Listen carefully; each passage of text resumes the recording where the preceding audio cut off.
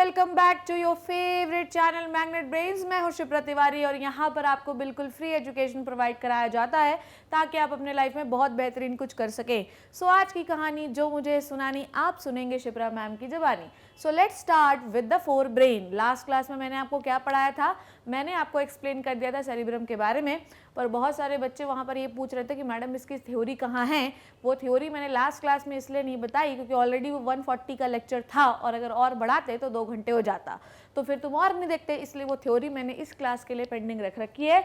पहले मैं तुम्हें लास्ट क्लास का रिवीजन कराऊंगी क्योंकि जब तक तुम वो कहानी नहीं सीखोगे अच्छे से, जब तक तुम्हारे दिमाग में घुस नहीं जाएगी, तब तक मैं कुछ भी पढ़ा लूँ, कितना भी अपना माथा फोड़ लूँ, उससे कोई फर्क नहीं पड़ेगा। ये बात याद रखना तुम, ठीक है। तो पहले जो लास्ट क्लास में सिखाया है उस लेक्चर को कम से कम 10 बार देखो जब तक तुम्हें पोजीशन याद नहीं हो जाती कि कौन से ब्रेन की कैसी पोजीशन होती है। आई बात समझ में? तो अभी मैं पहले उसको रिवाइज करा देती हूँ और फिर मैं उसकी थ्योरी रिवाइज कराऊंगी और उसके बाद we will came into the olfactory lobe. जैसा कि आपको पता है कि 4 ब्रेन के 3 हिस्से होते हैं। कितने हिस्से होते हैं बच्चों? 3 हिस्से होते हैं। एक होता है ऑल्फैक्टरी लोब, एक होता है सेरिब्रम और एक होता है डाइएन्सेफेलॉन।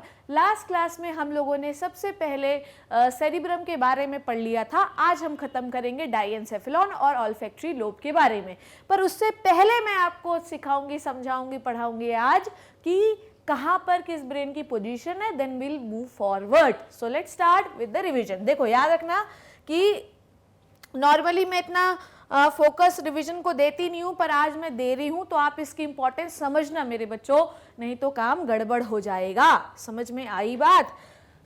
यहाँ पर आपको पता होना चाहिए सबसे अंत पे क्या होता है। सबसे अंत पे होता है आपका मेड्यूला ऑब्लोंगेटा, ठीक है। सबसे पहले क्या होता है? Medulla oblongata. उसके बाद क्या होता है भैया मेरे? उसके बाद होता है आपका पॉन्स वेरुलाई, ठीक है। उसके बाद क्या होता है आपका? Pons varolii. So this is the pons varolii, this is the medulla oblongata. और मेडुला ऑब्लोंगेटा जो है वो एक छेद से, कॉमन से छेद से बाहर आता नहीं, इससे मेडुला ऑब्लोंगेटा से एक चीज बाहर आती है और इस चीज को हम कहते हैं स्पाइनल कॉर्ड, इजंट इट। और इस छेद का नाम क्या है? फोरामेन ऑफ मैग्नम, ठीक है। पॉन्स के ऊपर ध्यान से समझिएगा, पॉन्स के ऊपर मेरे बच्चों रखा हुआ होता है मिड ब्रेन, ठीक है। रखा हुआ क्या होता है बच्चों? Mid brain. Okay, so this is our mid brain. एक खिड़की की तरह अपन बनाते हैं। मिड ब्रेन का काम क्या है?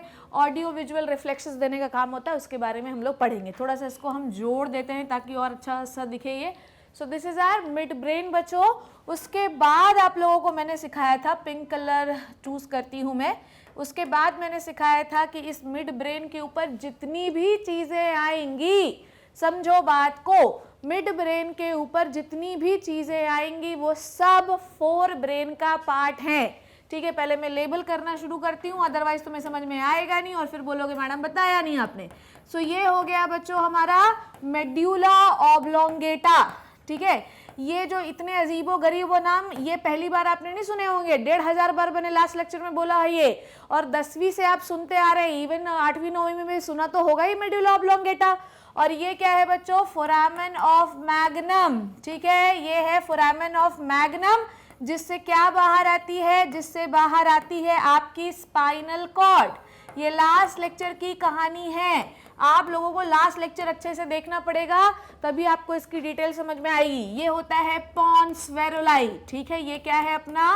पॉन्स वेरुलाई है। आई बात समझ में? डबल एल होगा।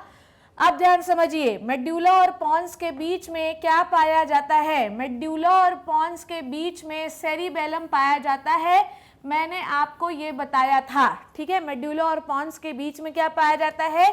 सेरिबेलम पाया जाता है। ये हो गया अपना सेरिबेलम। सेरिबेलम के 2 हाफ्स होते हैं। Cerebellum is just like that, ये होता है ये, इसीलिए कि जब भी कोई बच्चा किसी दूसरे बच्चे को मारता है तो यहाँ पे कभी नहीं मारना चाहिए। ये छोटा ब्रेन होता है, इसको कहते हैं पन। जैसे सेरिब्रम सबसे बड़ा पार्ट होता है, उसी का छोटा भाई यहाँ होता है, आदमी यहाँ पे मारने पे मर जाता है। समझ में आई बात? याद रखना आप। सो ये हुआ सेरिबेलम। इसके बारे में एक बहुत इंपॉर्टेंट चीज है जो मैं आपको बताऊंगी। उसके बाद बच्चों, कौन सा कलर लूं यार? ये ले लेती हूँ, ठीक है। यहाँ पर आपका एक होता है थर्ड वेंट्रिकल, ठीक है। अभी मैं वेंट्रिकल के बारे में भी आपको बता रही हूँ। So this is our third ventricle, isn't it? Last class में हम लोगों ने पढ़ा था ये, ठीक है। सो ये हो गया अपना थर्ड वेंट्रिकल, डन।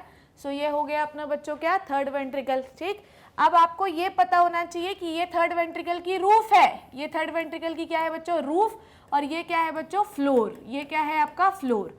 रूफ पे एक ग्लैंड लगी होती है जिसका नाम होता है पीनियल ग्लैंड। समझे आप बात को मेरी, रूफ पर एक ग्लैंड लगी होती है जिसका नाम होता है पीनियल ग्लैंड, जो कि मेलेटोनिन नाम का हार्मोन सिक्रीट करती है, जो कि आपके स्लीप साइकिल को रेगुलेट करती है कि कितने समय आपको जागना है, कितने समय आपको सोना है। समझे आप, तो कोई बहुत ज़्यादा देर तक सोता है, कोई बहुत देर तक जागता है, तो इसका मतलब ये कि उसका दिमाग सब कुछ कंट्रोल कर रहा है।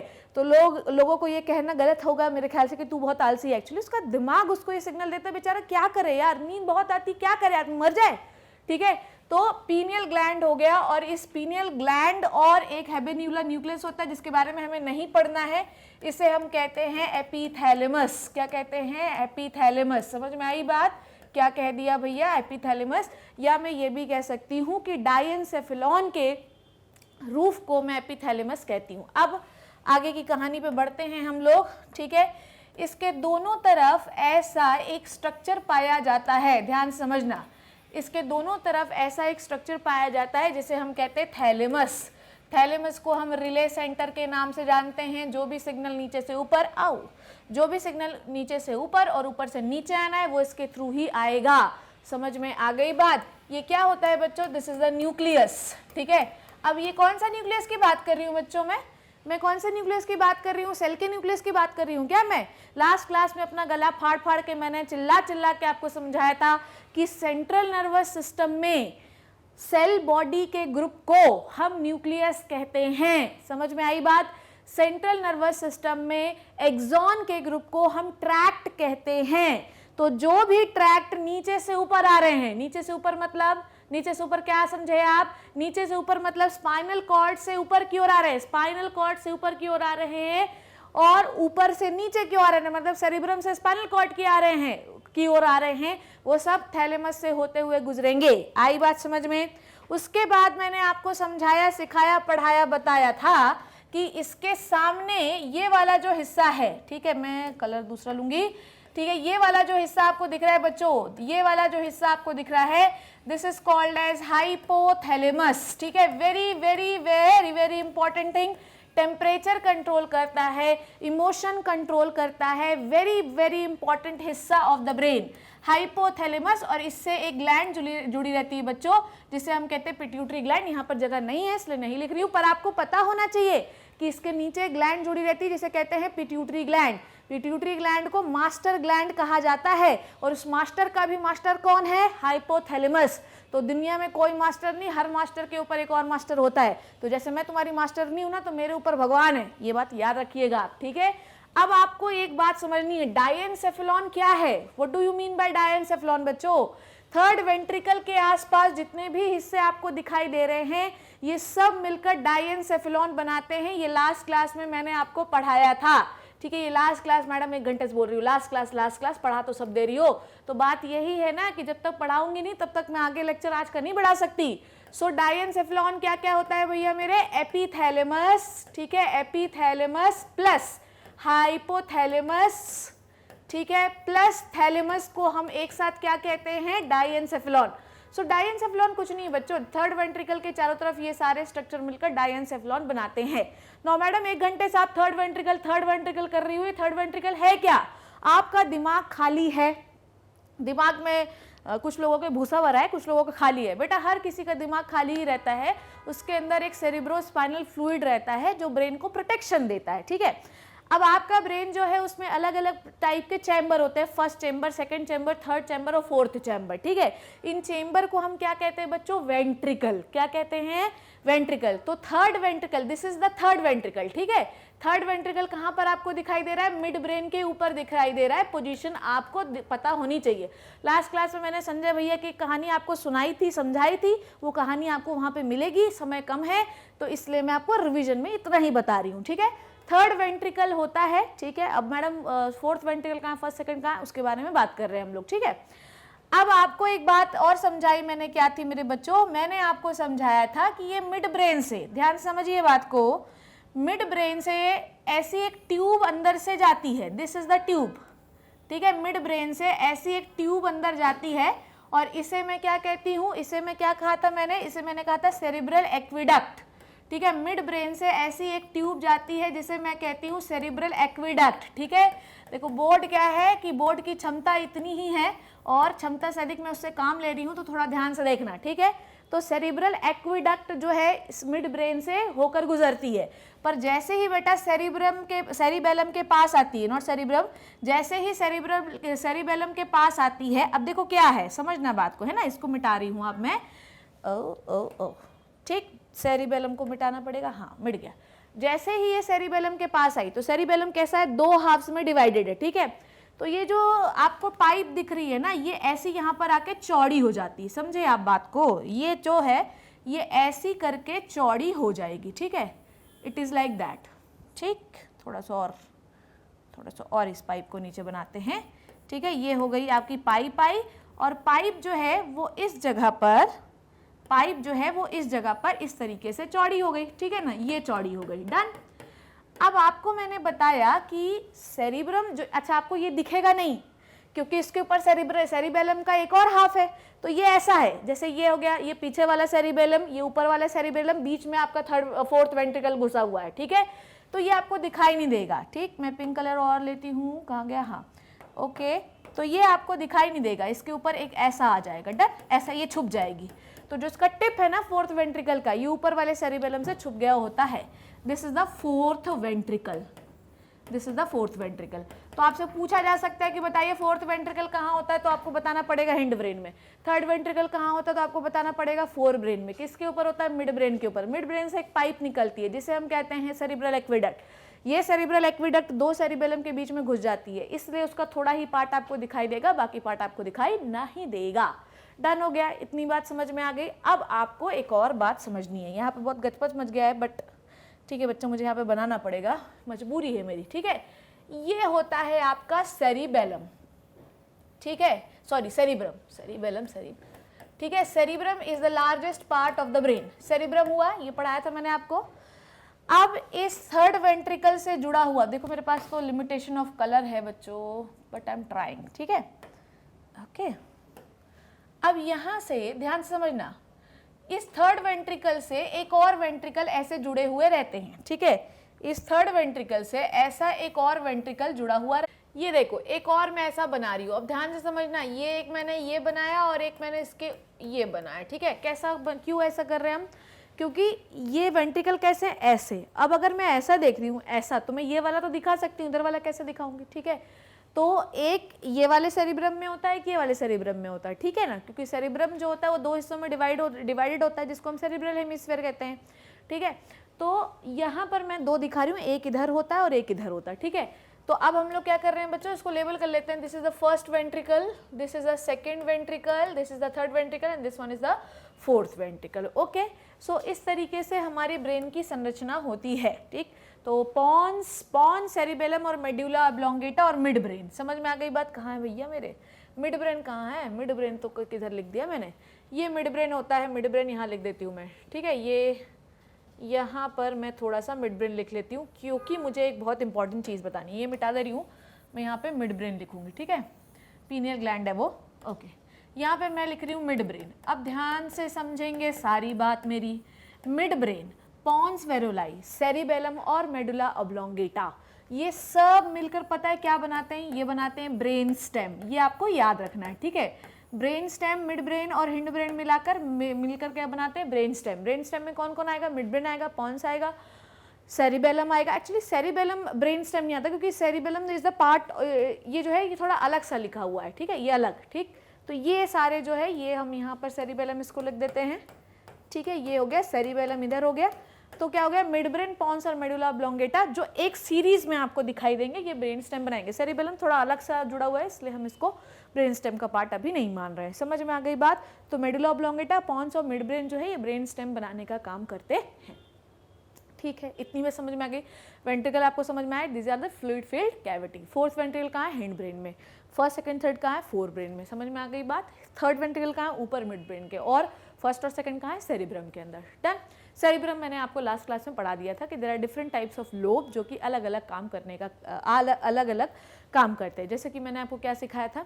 जैसे कि मैंने आपको सिखाया था कि सबसे इम्पॉर्टेंट जो काम है सेरिब्रम का वो फ्रंटल लोब करता है। जितने भी मोटर सेंसेशंस होते हैं, जो सिग्नल वापस लेके जाते हैं, वो फ्रंटल लोब के पास ही होते हैं, खासकर प्री फ्रंटल लोब पे। फिर मैंने आपको क्या बताया था? मैंने parietal lobe, touch, taste, pain, taste नहीं, टच, पेन, प्रेशर, ये सारे जो फीलिंग्स होते हैं ये सब किसके होते हैं? पैराइटल लोब के होते हैं। मैंने आपको बताया कि आपके माँ बाप का टच, आपके भाई बहन का टच जो होता है ये बिल्कुल फेमिलियर टच होता है, इससे हमको कोई तकलीफ नहीं होती। पर अगर कोई बाहर वाला बंदा का हल्का सा टच हो जाता है तो हमारा जो दिमाग होता है वो तिलमिला जाता है कि नहीं तिलमिला जाता? क्योंकि पैराइटल लोब जो होता है वो ये बोलता है, जितने भी सिग्नल्स होते हैं पैराइटल लोब के सारे स्पाइनल कॉर्ड से होते हुए जाते हैं, पैराइटल लोब को मिलते हैं। पैराइटल लोब एसोसिएशन एरिया को देता है। एसोसिएशन ये एरिया ये बोलता है कि भैया ये टच घर वालों का तो नहीं है। फिर वो मोटर सेंसेशन, मोटर एरिया मतलब मोटर एरिया कहाँ पे है? फ्रंटल लोब पे। फ्रंटल लोब को सेंसेशन जाता है और फिर हम फ्रंटल लोब जो है आपके हाथों को एक सिग्नल भेजता है थ्रू द स्पाइनल कॉर्ड और आप हाथ हटा देते हो। ऐसा मैंने आपको लास्ट क्लास में पढ़ाया था। अब एक और इम्पॉर्टेंट चीज़ मैं आपको बताने वाली हूँ, जिसके लिए मैंने एक बहुत इम्पॉर्टेंट चीज़ ये ब्लैक स्क्रीन टाइप का मैंने लगा रखा है, वो मैं आपको दिखाती हूँ। रुकिएगा ना। ठीक, देखिए मैंने आपको लास्ट क्लास में एक चीज़ बताई थी। मैंने वो चीज़ क्या बताई थी कि जो सेरिब्रम होता है उसके ऊपर जो कॉर्टेक्स होता है ना, समझना बात को, सेरिब्रम के ऊपर जो कॉर्टेक्स होता है वो कैसा होता है? ग्रे होता है। ठीक है, मैंने आपको क्या बताया था कि सेरिब्रम के ऊपर जो कॉर्टेक्स होता है वो किस कलर का होता है बच्चों? वो ग्रे कलर का होता है। ठीक है, सेरिब्रम के ऊपर जो कॉर्टेक्स होता है it is of grey colour. ठीक है, मैं ग्रे ये रही। ठीक, अब मैं आपको एक बहुत इंपॉर्टेंट चीज़ बताने वाली हूँ, ग्रे मैटर और वाइट मैटर, क्योंकि ताकि मैं वाइट आपको दिखा पाऊँ। ठीक, लास्ट क्लास में मैंने आपको समझाया था, ठीक, एक फ्लूरेसेंट कलर लेती हूँ मैं, ठीक, सेरिब्रम बना लेती हूँ मैं पहले। ठीक है, so this is our cerebrum. ये क्या है बच्चों? अपना सेरिब्रम है। ठीक है, this is our cerebrum. Done. ये क्या हो गया? अपना सेरिब्रम। एक्चुअली सेरिब्रम अभी मत बनाओ, सेरिब्रम लास्ट में बनाएंगे अपन, नहीं अभी बना लेते हैं। ठीक ठीक ठीक ठीक। सो ये हो गया अपना सेरिब्रम। ठीक, ये हो गया अपना सेरिब्रम। अब ध्यान से समझिएगा मेरी बात, क्या बोल रही हूँ मैं। ठीक, अब इस सेरिब्रम को थोड़ा पास पास लाते हैं। ये पास पास लाए हम। ठीक, यहाँ पर एक मिड ब्रेन ड्रॉ करिए आप। ठीक, और पास लाना पड़ेगा इसको, ये। ठीक, इसके ऊपर मिड ब्रेन ड्रॉ नहीं भी करेंगे क्योंकि मिड ब्रेन सेरिब्रम इतना बड़ा होता है कि मिड ब्रेन दिखाई नहीं देता। ठीक, अब क्या होता है? होता ये है, एक ग्रेश कलर मुझे लेना पड़ेगा, I think it is visible. Okay, ये जो सेरिब्रम का हिस्सा होता है आउटर वाला, this is made up of grey matter. ध्यान समझना, सेरिब्रम का ये जो हिस्सा होता है ये ग्रे मैटर होता है। ठीक है, this is the grey matter. मैं आपको ये क्यों बता रही हूँ? क्योंकि अभी एक बहुत इंपॉर्टेंट चीज़ आपको पढ़नी है। This is the grey matter. Okay, grey matter क्या पढ़ाया था मैंने? It is nothing, it is the cell body. Done, समझ में आई बात? अब देखते हैं बात आगे मेरी क्या बोल रही हूँ मैं। ठीक है, और कौन सा कलर ले लूँ? येलो ले लेती हूँ। ठीक, ये क्या हो गया? आपका पॉन्स हो गया। ठीक है, this is your pons. Okay, this is your medulla oblongata. ठीक है, this is your medulla oblongata. ठीक है, एंड और बना लेते हैं एक अपन स्पाइनल कॉर्ड भी बना लेते हैं, स्पाइनल कॉर्ड भी बना लेते हैं। ठीक है, स्पाइनल कॉर्ड इससे बना लेते हैं। ठीक है, so and this is your spinal cord.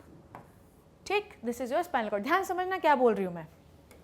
अब यहाँ पर कोई ऑर्गन है। ठीक है, सपोज दैट अभी मैं तुम्हारे लिए इसीलिए लेके आई हूँ कि ताकि मैं आपको कलर से समझा सकूँ। ये आपका ऑर्गन है। ठीक है, ये आपका क्या है बच्चों? ऑर्गन है। ठीक है, अब इस ऑर्गन से ध्यान समझना, इस ऑर्गन से क्या निकल रहे हैं? Pseudo bipolar neuron. ठीक है, ये क्या है आपके? स्यूडो, ऐसा बनाते हैं। इस ऑर्गन से क्या निकल रहे हैं हमारे? Pseudo bipolar neuron. ठीक है, ध्यान समझना। अब ये बाइपोलर न्यूरॉन कहाँ आ रहे हैं? स्पाइनल कॉर्ड पे। ठीक, ये क्या है आपकी? Spinal cord. स्पाइनल कॉर्ड, समझना बात को। ठीक है, अब यहाँ पर स्पाइनल कॉर्ड पर क्या होंगी बच्चों? बहुत सारी सेल बॉडीज होंगी। बहुत सारी सेल बॉडीज़ होंगी तो वो किस कलर की दिखाई देंगी, यहाँ पर क्या होंगी, बहुत सारी सेल बॉडीज़ होंगी, ठीक है। यहाँ पर बहुत सारी सेल बॉडीज़ ऐसे इकट्ठा करके रखी होंगी, ठीक है। सेल बॉडीज़ को हम क्या कहते हैं, न्यूक्लियस कह देते हैं। अब ये जितनी भी सेल बॉडीज़ हैं बच्चों, जितनी भी सेल बॉडीज़ हैं, इनका होगा एक्सॉन। ये इनके एक्सॉन जा रहे हैं। एक्सॉन किस कलर के दिखाई देते हैं, वाइट कलर के। एक्सॉन किस कलर के दिखाई देते हैं, वाइट कलर के दिखाई देते हैं, ठीक है। ये एक्सॉन जा रहे हैं ऊपर सिग्नल लेके, एक्सॉन लेकर जा रहे हैं सिग्नल, ठीक। अब ये ऊपर यहाँ देखो, यहाँ पर सेल बॉडी है स्पाइनल कॉर्ड की, ऑर्गन से सिग्नल सेल बॉडी ने लिया, ऊपर की ओर सिग्नल भेजना शुरू किया। एरो भी लगाई देती हूँ मैं, ठीक है। ये सिग्नल ऊपर की ओर इस तरीके से जा रहा है, चला गया ऊपर की ओर सिग्नल, समझ में आई बात। अब ये पूरा क्या है, grey matter. What is this बच्चों, this is the grey matter, isn't it. ये क्या है आपका ग्रे मैटर। ग्रे मैटर में क्या भरा हुआ है, सेल बॉडी। ग्रे मैटर में क्या भरी हुई है, सेल बॉडी, ठीक। सिग्नल किसको मिल गया, इसको मिल गया, ठीक है। सिग्नल किसको मिल गया भैया, सेरिब्रम को मिला। अब जैसे ही सेरिब्रम को सिग्नल मिला, वापस से इस ऑर्गन तक भी सिग्नल आना चाहिए कि नहीं आना चाहिए, तो बिल्कुल आएगा, आएगा बिल्कुल सिग्नल। अब इनकी ये क्या है, सेल बॉडी पूरी, तो इसके भी तो एक्सॉन निकलेंगे। अब इसके भी एक्सॉन क्या है, नीचे की ओर जाएंगे।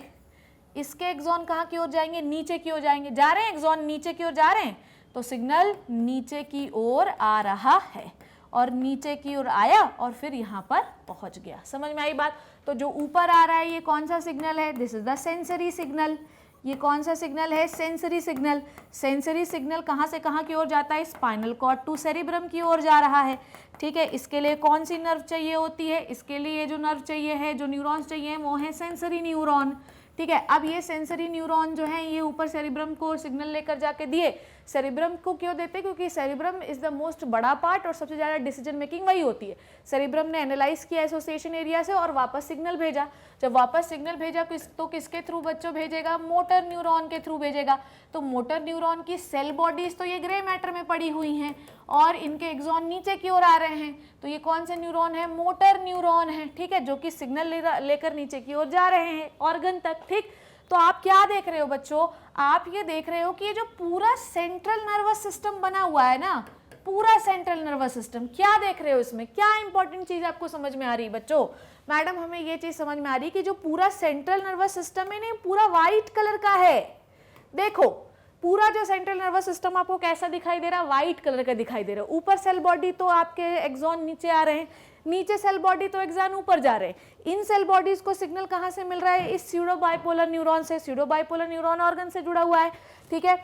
या स्यूडो बाइपोलर नहीं भी आ रहे पर इस ऑर्गन से सिग्नल आ रहा है, स्पाइनल कॉर्ड तक आया, स्पाइनल कॉर्ड की सेल बॉडी ने उसको लिया और इन एक्सॉन से ऊपर की ओर भेजा, फिर ऊपर वाले एक्सॉन से नीचे की ओर सिग्नल आया। तो ये जो पूरा सेंट्रल नर्वस सिस्टम है ये पूरा आपको जाल दिखाई दे रहा है, पूरा व्हाइट व्हाइट दिखाई दे रहा है। ये बात आपको पता होनी चाहिए कि पूरा सेंट्रल नर्वस सिस्टम जो है वो व्हाइट इन कलर का होता है। आई बात समझ में, क्योंकि जितने भी एक्सॉन है वो नीचे की ओर जाते हैं मोटर सिग्नल लेकर और ऊपर की ओर आते हैं सेंसरी सिग्नल लेकर। उनको जो है सेल बॉडी जो सिर्फ कहीं कहीं पर होती है, सिर्फ ग्रे मैटर पूरा जो है बाहर की ओर होता है, व्हाइट मैटर अंदर की ओर होता है। पर ऐसा नहीं कि व्हाइट मैटर के अंदर ग्रे नहीं हो सकता, पढ़ेंगे उसके बारे में। ये बात आपको क्लियर हो गई, इसमें कोई कंफ्यूजन तो नहीं। पूरा central nervous system white colour का होता है, ठीक है। आगे बढ़ते हैं हम लोग, ठीक है। इतनी बात आपको क्लियर हो गई। नाउ अब हम लोग स्टार्ट कर लेते हैं, ठीक, किसके बारे में, अब हम स्टार्ट कर लेते हैं थोड़ा सा थ्योरी के बारे में। आ जाओ देखते हैं, ये कहानी आपकी क्लियर हो गई। अभी मुझे इन स्लाइड्स की और ज़रूरत पड़ेगी थी, तो फिर जो है तो समझ में नहीं आएगा। चलो शुरू करते हैं। थ्योरी अपन लोगों ने पढ़ ली थी क्या, वेंट्रिकल मैंने आपको समझा दिया था, ओके। लास्ट क्लास में मैंने आपको कार्पस कैलोसम के बारे में बताया था कि जो दो सेरिब्रम होते हैं वो एक थिक एक्सॉन से कनेक्टेड होते हैं। देखो ये मान लो एक सेरिब्रल हेमिस्फीयर है, ये दूसरा सेरिब्रल हेमिस्फीयर है, ये पड़े हुए हैं इनकी सेल बॉडीज, ठीक है, this is the cell bodies, ठीक। अब ये इनका एक्सॉन ऐसा जा रहा है, ध्यान समझो, ये इनका एक्सॉन ऐसा जा रहा है और इनका एक्सॉन ऐसा आ रहा है, ठीक। तो यहाँ पर आपको एक थिक बैंड दिखाई दे रहा है एक्सॉन का, जिसको हम कहते हैं कार्पस कैलोसम।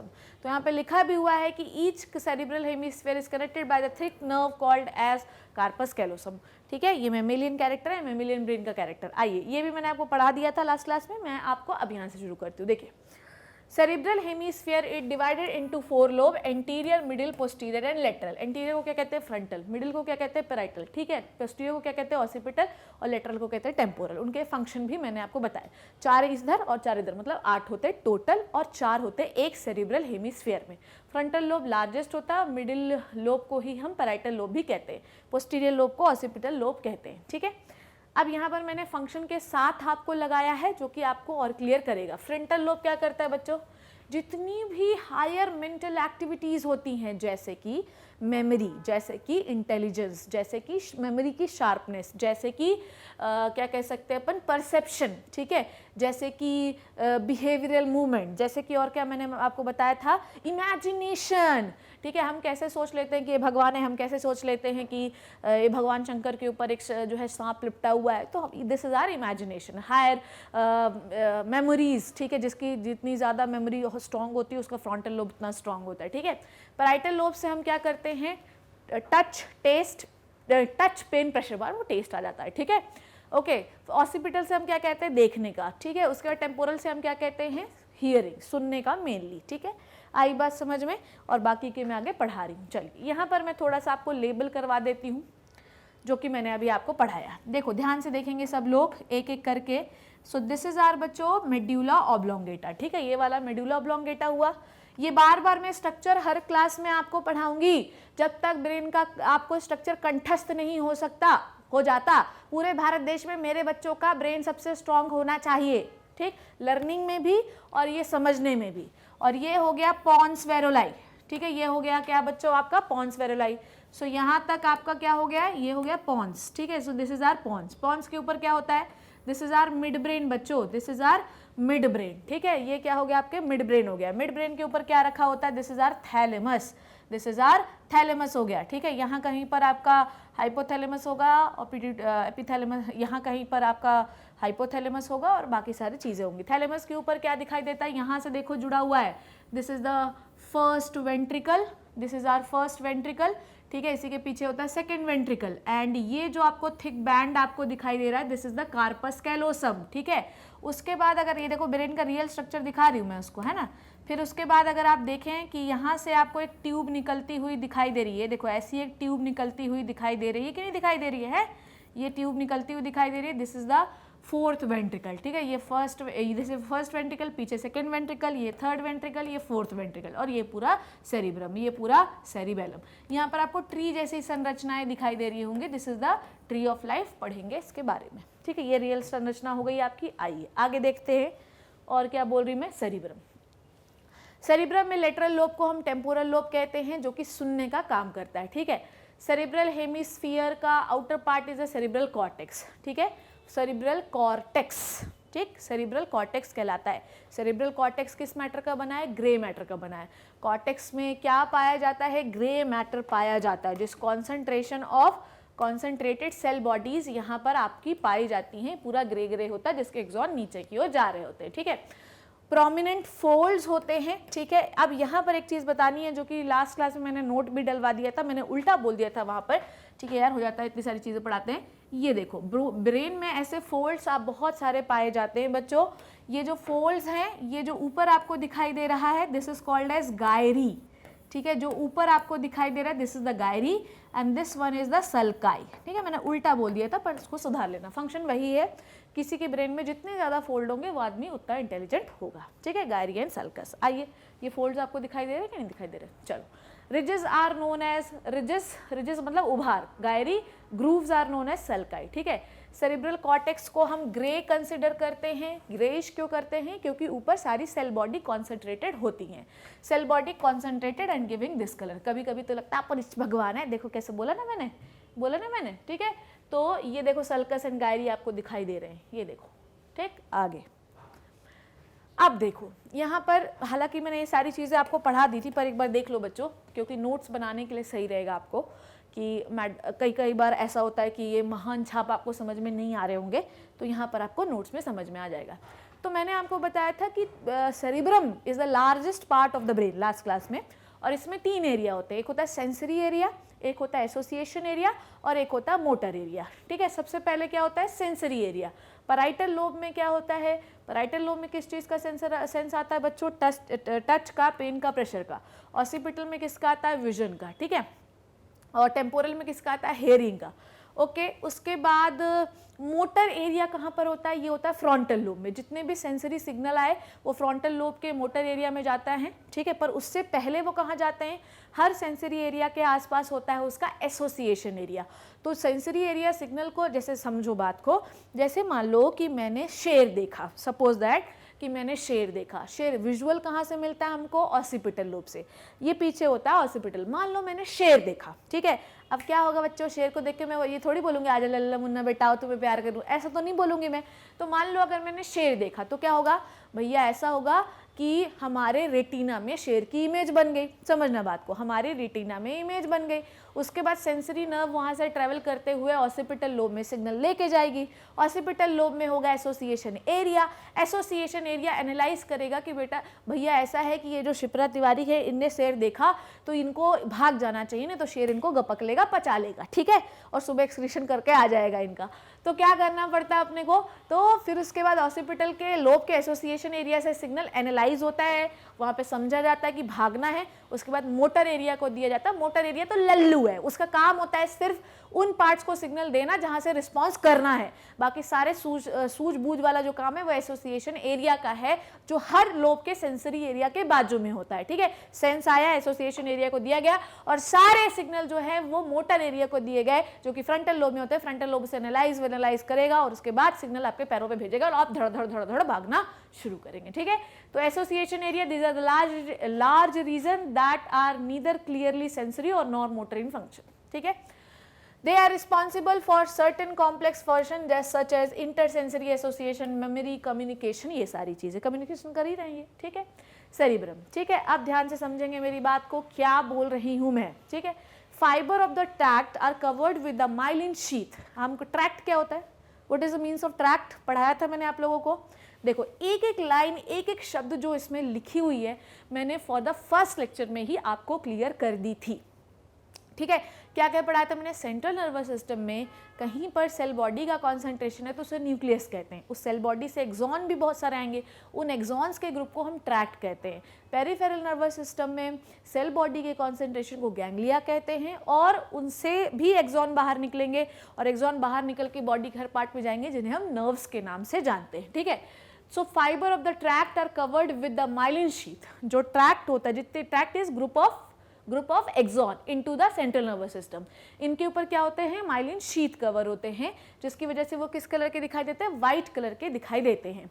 तो ये सेरिब्रम आपको दिखाई दे रहा है जिसमें पूरा सेंटर वाला पार्ट आपको व्हाइट दिखाई दे रहा है, जबकि किनारे वाला पार्ट आपको ग्रे दिखाई दे रहा है, क्योंकि सेंटर वाला part is made up of axon and in axon की सेल बॉडी होगा, साइटोन होगा, वो साइटोन पेरिफेरी में इस तरीके से अरेंज होता है। ठीक है, they give an opaque white appearance to the layer and hence it is called as white matter। so you have to remember always बच्चों कि सेंट्रल नर्वस सिस्टम में पूरा सफेदी की झनकार होती है और साइड में ग्रे होता है। ठीक है, okay, now function of the cerebrum देखते हैं क्या है। आपको मैंने हर लोब का फंक्शन बताया है सेरिब्रम का, occipital vision, temporal hearing, higher mental activity, intelligence, imagination, math solve करना, होशियार होना, frontal lobe and parietal lobe, touch, pain, pressure। ठीक है, control the regulate different part of the brain, this is the center of consciousness, senses, will power, voluntary movement and knowledge। ठीक है, और भी बहुत सारे हो सकते हैं।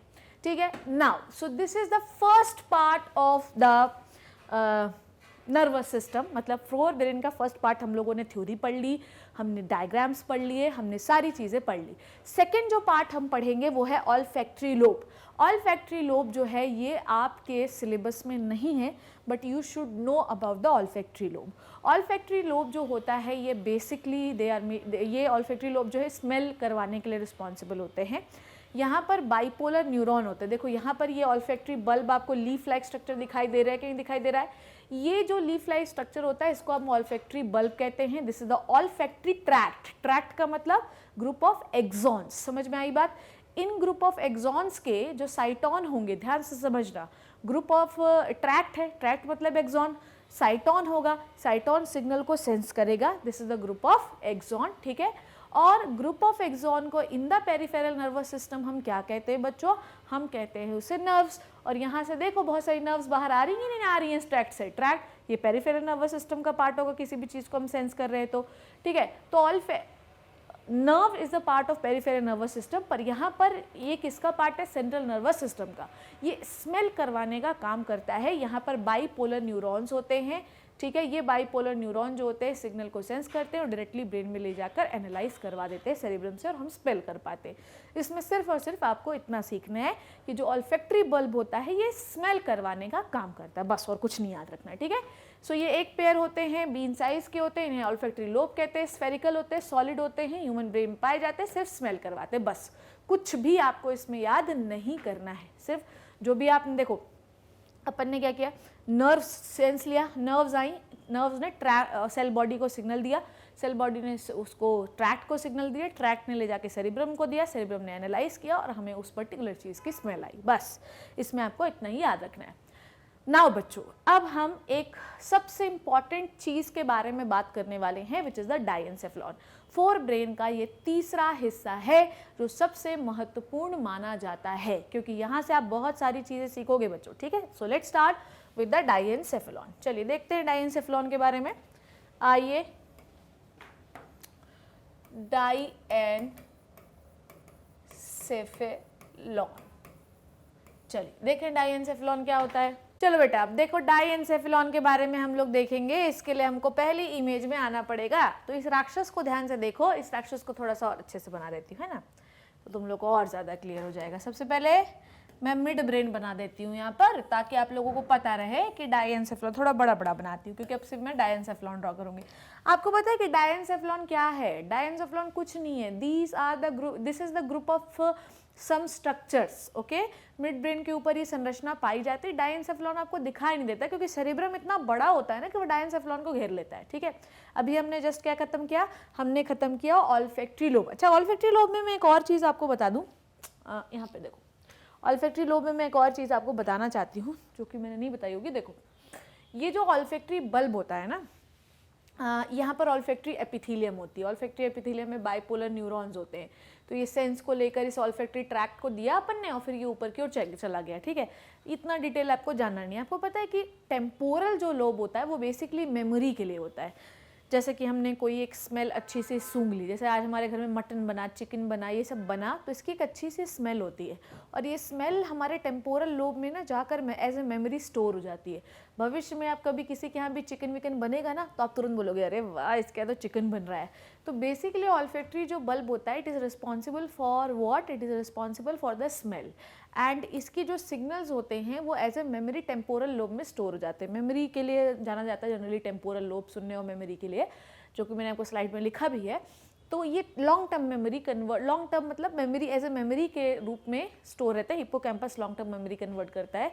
तो भविष्य में जब कभी हमें 2-4 दिन बाद भी कोई चिकन बनाएगा तो आपको पता रहेगा कि अरे भैया चिकन बन रहा है, ठीक है।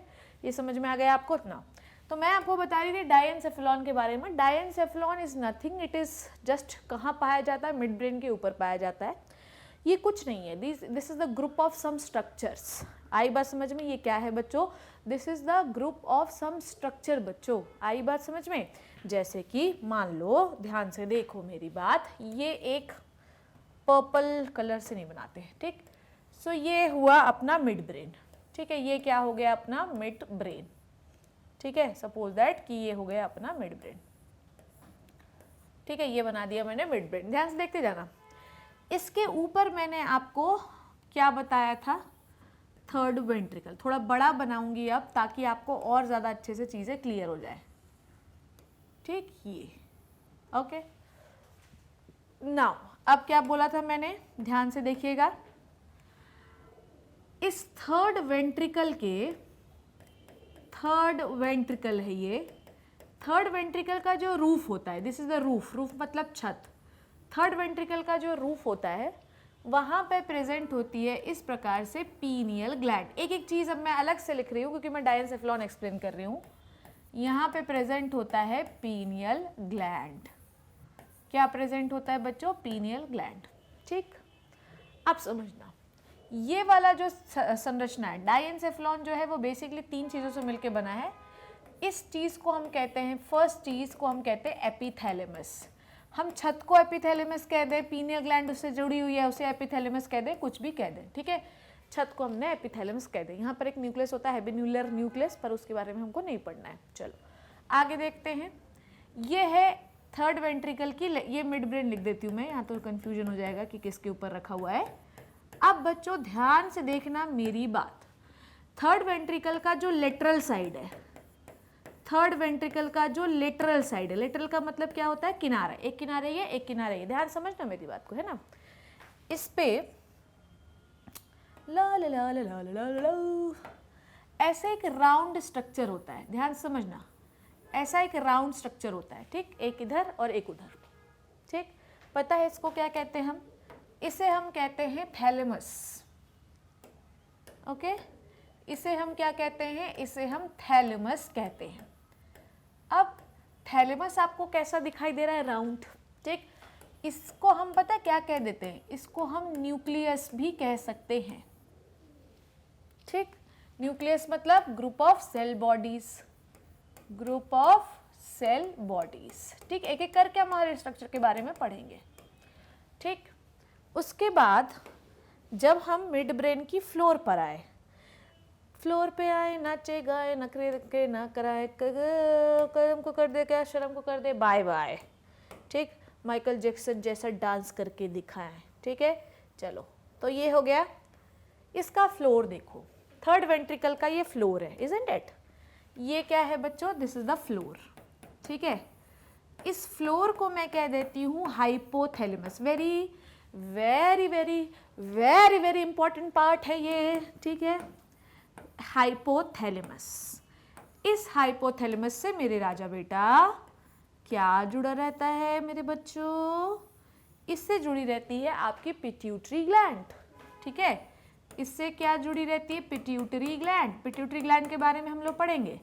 इससे क्या जुड़ी रहती है? पिट्यूटरी ग्लैंड, ठीक। और ये जो डंडा आपको दिखाई दे रहा है, इसे आप कहते हैं इनफंडिबुलम। रिप्रोडक्टिव का भी पार्ट होता है, क्वेश्चन आ भी जाता है, और वो इनफंडिबुलम अलग है। इनफंडिबुलम, पिट्यूटरी ग्लैंड जिस डंडे से हाइपोथैलेमस से जुड़ी रहती है ना बच्चों, उसको इनफंडिबुलम कहते हैं। ये क्लियर हो गया आपको? डाइएन्सेफेलॉन। अब क्या है? Epithalamus, number 2 thalamus, number 3 hypothalamus. 1 + 2 + 3 structure को हम एक साथ डाइएन्सेफेलॉन कह देते हैं। बड़ी ही डायन है ये, ठीक है। डाइएन्सेफेलॉन कह देते हैं। समझे मेरे बच्चों? कितनी सरल सी बात थी ये, ठीक है। इतनी बात क्लियर हो गई? अब एक एक करके हम हर चीज़ के बारे में बात करते हैं। सबसे पहले मैं थैलेमस लूँगी, ठीक है, क्योंकि it is the most important part.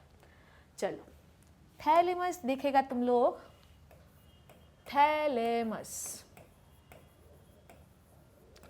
ठीक। इट इज़ द स्ट्रक्चर, मैं थ्योरी में लिख के लाई हूँ इसलिए मैं इसको लिखूंगी नहीं। It is the structure wrapped around the third ventricle, ठीक है। 80% डाइएन्सेफेलॉन का हिस्सा यही बनाता है, ठीक। It is the relay centre, जो कि मुझे बताना है। It is the relay centre, ठीक। It is the relay centre, ठीक। अब इसके लिए मुझे एक और डायग्राम ड्रॉ करना पड़ेगा। चलो देखते हैं। ये हो गया मेडुला ऑब्लोंगेटा, ठीक है। जल्दी जल्दी बनाऊंगी क्योंकि समय ज़्यादा बड़ा लेक्चर करने का कोई मतलब नहीं है, ठीक है। इसके बाद ये हो गया मिड ब्रेन, ठीक। I am not going to label it but let it be, ठीक। अब ध्यान से समझना मेरी बात। सबसे पहले मैं क्या ड्रा करेंगी? मैं ड्रा करेंगी सेरिब्रम, ठीक है। सबसे पहले मैं ऐसे सेरिब्रम ड्रा कर लेती हैं, क्योंकि मैं नहीं ड्रा करेंगी तो तुमको समझ में नहीं आएंगी, और तुमको समझ में नहीं आएंगी तो फिर तुम मुझे बोलेंगी। चलो, अब ध्यान से देखो मेरी बात, ठीक। अब यहाँ पर मैं क्या ड्रॉ करूँगी? थर्ड वेंट्रिकल ड्रॉ कर लेती हूँ। सबसे पहले थोड़ा सा ही ड्रॉ करूँगी। अभी मैं कुछ एपिथैलेमस फैलेमस नहीं बना रही हूँ। अभी मैं सिर्फ आपको क्या बना रही हूँ? थैलेमस, राउंड राउंड सा स्ट्रक्चर। पिंक से लेती हूँ ना, पिंक पिंक पिंक। ये बना लिया मैंने, ये, ठीक। अब सब लोग मेरा बात ध्यान से सुनेगा। ये देखो, यहाँ से क्या जा रहा है, स्पाइनल कॉर्ड, ठीक, ये हो गई स्पाइनल कॉर्ड, ठीक है, ध्यान से समझना। ग्रे मैटर भी ड्रॉ ही कर देती हूँ, अदरवाइज थोड़ा सा। अच्छा, वहाँ पे भी मैंने देखा कि वाइट वाला जो है ना, जो ब्लैक के वो जो पूरा वाइट नहीं है, ऊपर वाला जो इसके टिप होता है, ये ग्रे मैटर होता है, ठीक है। मैं ब्लैकिश कलर से ड्रॉ, ब्लैक तो नहीं दिख रही है, ब्लैक दिख, ये पूरा ग्रे मैटर है, ठीक है ना, ये पूरा ग्रे मैटर है, ओके, ठीक है, ये पूरा क्या है बच्चों, ग्रे मैटर है, डन, दिस इज पूरा ग्रे मैटर, डन। अब समझो होता क्या है, ठीक, होता क्या है, मान लो कि मैंने यहाँ पर सोनू भैया को खड़े देखा, ठीक है, ये सोनू भैया यहाँ खड़े हैं। अब सोनू भैया को खड़े देखा तो मैं कैसे जानूंगी बच्चों कि ये सोनू भैया खड़े हैं, मतलब हाउ आई विल रिकॉग्नाइज कि ये सोनू भैया है, इनको मैंने पहले कहीं देखा। देखो क्या होता है, यहाँ से सिग्नल आया, ठीक, ध्यान समझो, ये सिग्नल आया पहले रेड से, ये सिग्नल स्पाइनल कॉर्ड तक पहुँच गया, ओ स्पाइनल कॉर्ड तक पहुँच गया। अब स्पाइनल कॉर्ड पे क्या प्रेजेंट है यहाँ बच्चों, cell bodies, isn't it. Spinal cord पे क्या प्रेजेंट है, सेंट्रल नर्वस पे प्रेजेंट है न्यूक्लियस। न्यूक्लियस क्या होता है मेरे बच्चों, what is the means of nucleus, nucleus is the concentration of the cell bodies. यहाँ पे सेल बॉडीज पड़ी हुई हैं, न्यूक्लियस पड़े हुए, यहाँ से सिग्नल आया, ठीक है, सिग्नल ट्रैवल करता हुआ आया, सेल बॉडीज को मिल गया। अब इस सेल बॉडी के किस कलर से बनाऊँ बताओ मुझे, तुम लोगों को कौन सा कलर पसंद है। मैं बनाती हूँ टिक टिक टिक टिक टिक, थोड़ा सा लाइट कलर लेती हूँ, ये कलर ये लेती हूँ, ठीक है। अब ये सिग्नल जो है ये आया मेडुला ऑब्लोंगेटा में, फिर आया पॉन्स में, फिर आया मिड ब्रेन में और थैलेमस में। कहाँ आ गया सिग्नल मेरे बच्चों, थैलेमस में आ गया। समझ रहे हो बात को, ठीक है, सिग्नल ऊपर आया और थैलेमस में आके रुक गया।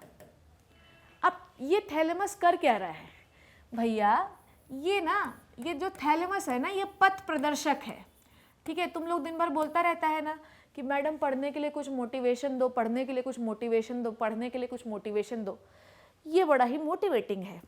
ये जैसे मान लो कि मैंने कोई चीज़ देखी, ठीक है, या सपोज दैट कि मुझे किसी ने टच किया, ठीक है, ये मुझे किसी ने टच किया, ठीक है, मान लो किसी ने टच किया, XYZ किसी ने टच किया, सिग्नल ट्रैवल करता हुआ आया, स्पाइनल कॉर्ड पे दिया गया, स्पाइनल कॉर्ड पे ये न्यूक्लियस है, कौन सा, सेल बॉडीज़ ने रिसीव किया, बहुत सारे ग्रुप ऑफ सेल बॉडीज़ हैं, यहाँ से निकलेंगे इसके एक्सॉन, एक्सॉन पूरा होते हुए ये हो गया आपका मेडुला, ये हो गया आपका पॉन्स, ये हो गया आपका मिड ब्रेन, ठीक है, यहाँ से होते हुए थैलेमस में रुका।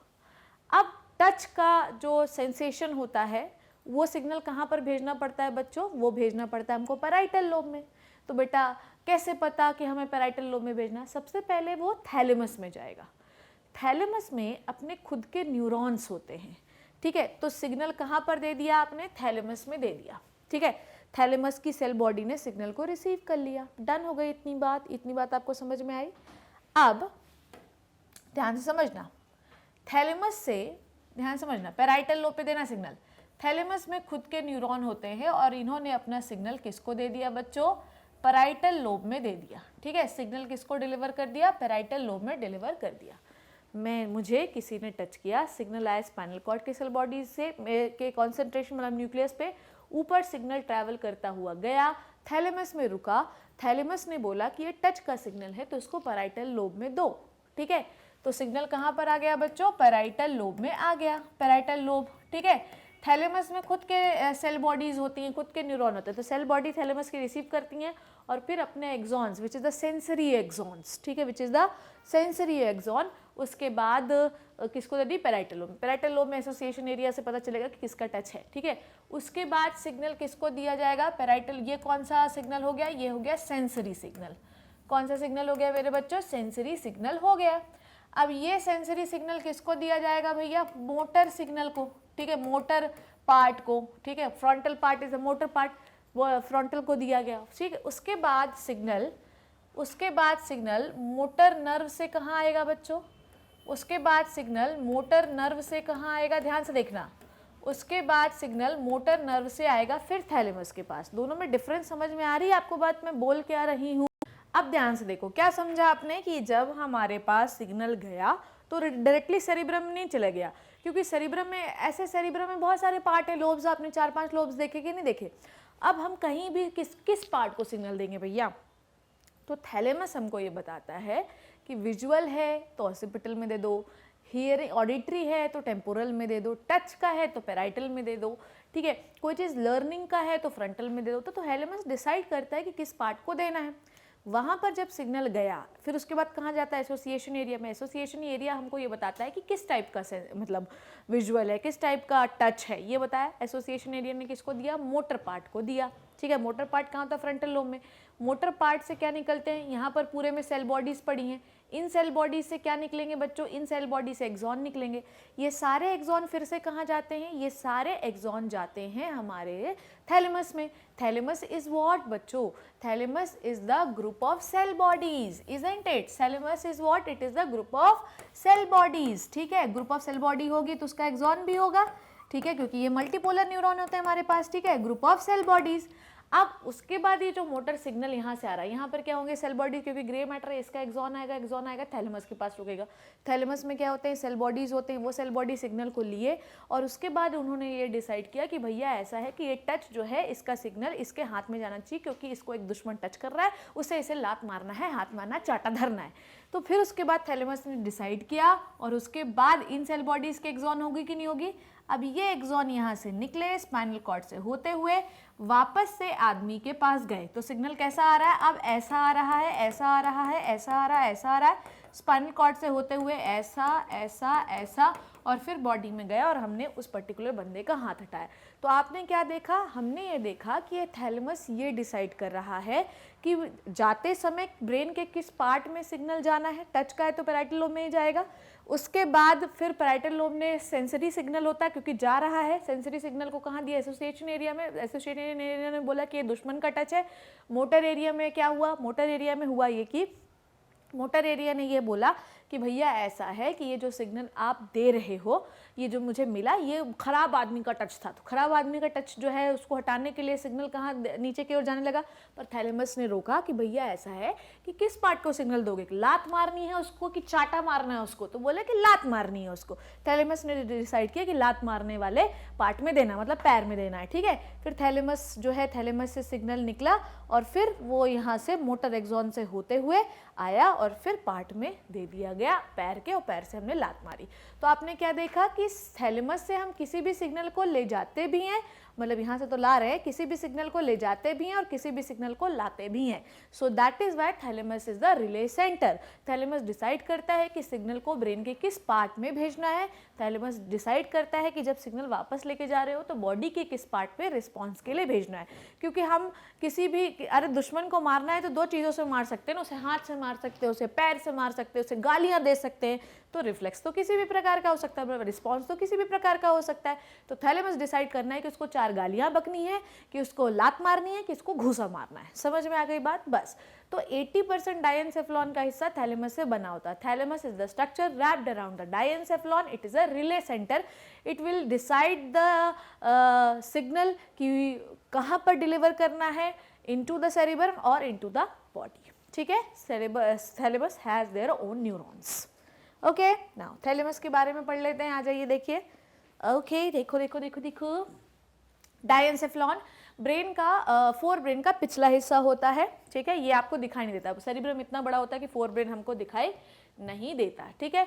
ये 3 हिस्से होते हैं कवर्ड बाय सेरिब्रम। इसके 3 हिस्से होते हैं, एपिथैलेमस, थैलेमस एंड हाइपोथैलेमस, ठीक है। So look at this is the diencephalon. ये क्या होता है अपना? डायनसेफ्लॉन। ये क्या हो गया? मेडुला ऑब्लोंगेटा, ये हो गया पॉन्स, ये हो गया mid brain. This is the diencephalon, this is the third ventricle, this is the corpus callosum, this is the cerebrum. एक एक चीज पता है मुझे। देखो फिर देखो यहाँ पर क्या है, ये क्या हुआ? देखो देखो ध्यान से देखना मैं क्या बोल रही हूँ, है ना। ये पॉन्स हो गया, ये मेडुला हो गया, ये देखो एक डक्ट ऐसी जा रही है, यहाँ पर डक्ट ऐसी जा रही है, फिर देखो यहाँ पे चौड़ी हो गई, ठीक है। ये चौड़ी हो रही है कि नहीं हो रही है?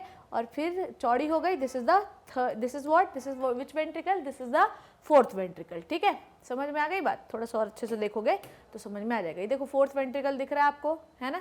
फोर्थ वेंट्रिकल से ये पाइप जाती हुई दिख रही है आपको, ठीक है। और ये पूरा पार्ट होता है मिड ब्रेन, मिड ब्रेन से ये पाइप निकली, यहाँ पे जाके ये चौड़ी हो गई, ये डायंसेफेलॉन है, ये फर्स्ट वेंट्रिकल, इसी के पीछे सेकंड वेंट्रिकल, ये कार्पस कैलोसम, ये cerebrum, this is the pause, this is the medulla oblongata, this is the duct of fighter जो चौड़ी हुई, this is the fourth ventricle, this is the cerebellum, ठीक है। एक एक चीज बता दी है मैंने आपको, देख लो, ठीक है। ओके, नाउ आगे बढ़ते हैं, हम एक एक करके देखते हैं। एपिथैलेमस में आपको बता रही हूँ, थैलेमस, ठीक है, अपर lateral wall of the diencephalon लिखा हुआ है, दिखा दूं मैं आपको, देखो, अपर lateral wall of the diencephalon, ठीक है। ओके, नाउ रिले सेंटर की तरह बिहेव करता है, cerebrum wrapped around the thalamus, thalamus के चारों तरफ सर देखो थैलेमस बोल दिया था मैंने, cerebrum wraps around the thalamus, thalamus के चारों तरफ होता है सेरिब्रम, ठीक है। It is a major coordinating centre of the sensory and motor signalling. Coordinating centre मतलब सेंसरी मतलब जो सिग्नल जा रहे हैं उसे बताता है कहाँ जाना है, और जो सिग्नल आ रहे हैं उसे ये बताता है कि कहाँ लेके जा रहे हो, ठीक है। लात मारना, घुसा मारना, गालियाँ बकनी, ठीक है। ध्यान से देखो, एक ही चीज़ बनाए, स्पाइनल कॉर्ड, ठीक है, ये हो गया आपका मेडुला, ये हो गया pons, this is the mid brain, mid brain, ठीक है। और मिड ब्रेन से ये वाला जो हिस्सा है, this is the third ventricle, this is the third ventricle बच्चों, ठीक है। ध्यान से देखो, this is the third ventricle, third ventricle का फ्लोर क्या कहलाता है, हाइपोथैलेमस, थर्ड वेंट्रिकल का रूफ क्या कहलाता है, एपिथैलेमस, और उसका जो लेटरल वॉल है वो क्या कहलाता है, थैलेमस, देखो बना हुआ है। और this is the corpus callosum, this is the first ventricle, ठीक ठीक। और मिड ब्रेन के देखो, मिड ब्रेन के पास से सीक पाइप निकल रही है, ठीक है, और ये बना रही है अपना कौन सा ventricle, this is the fourth ventricle, okay.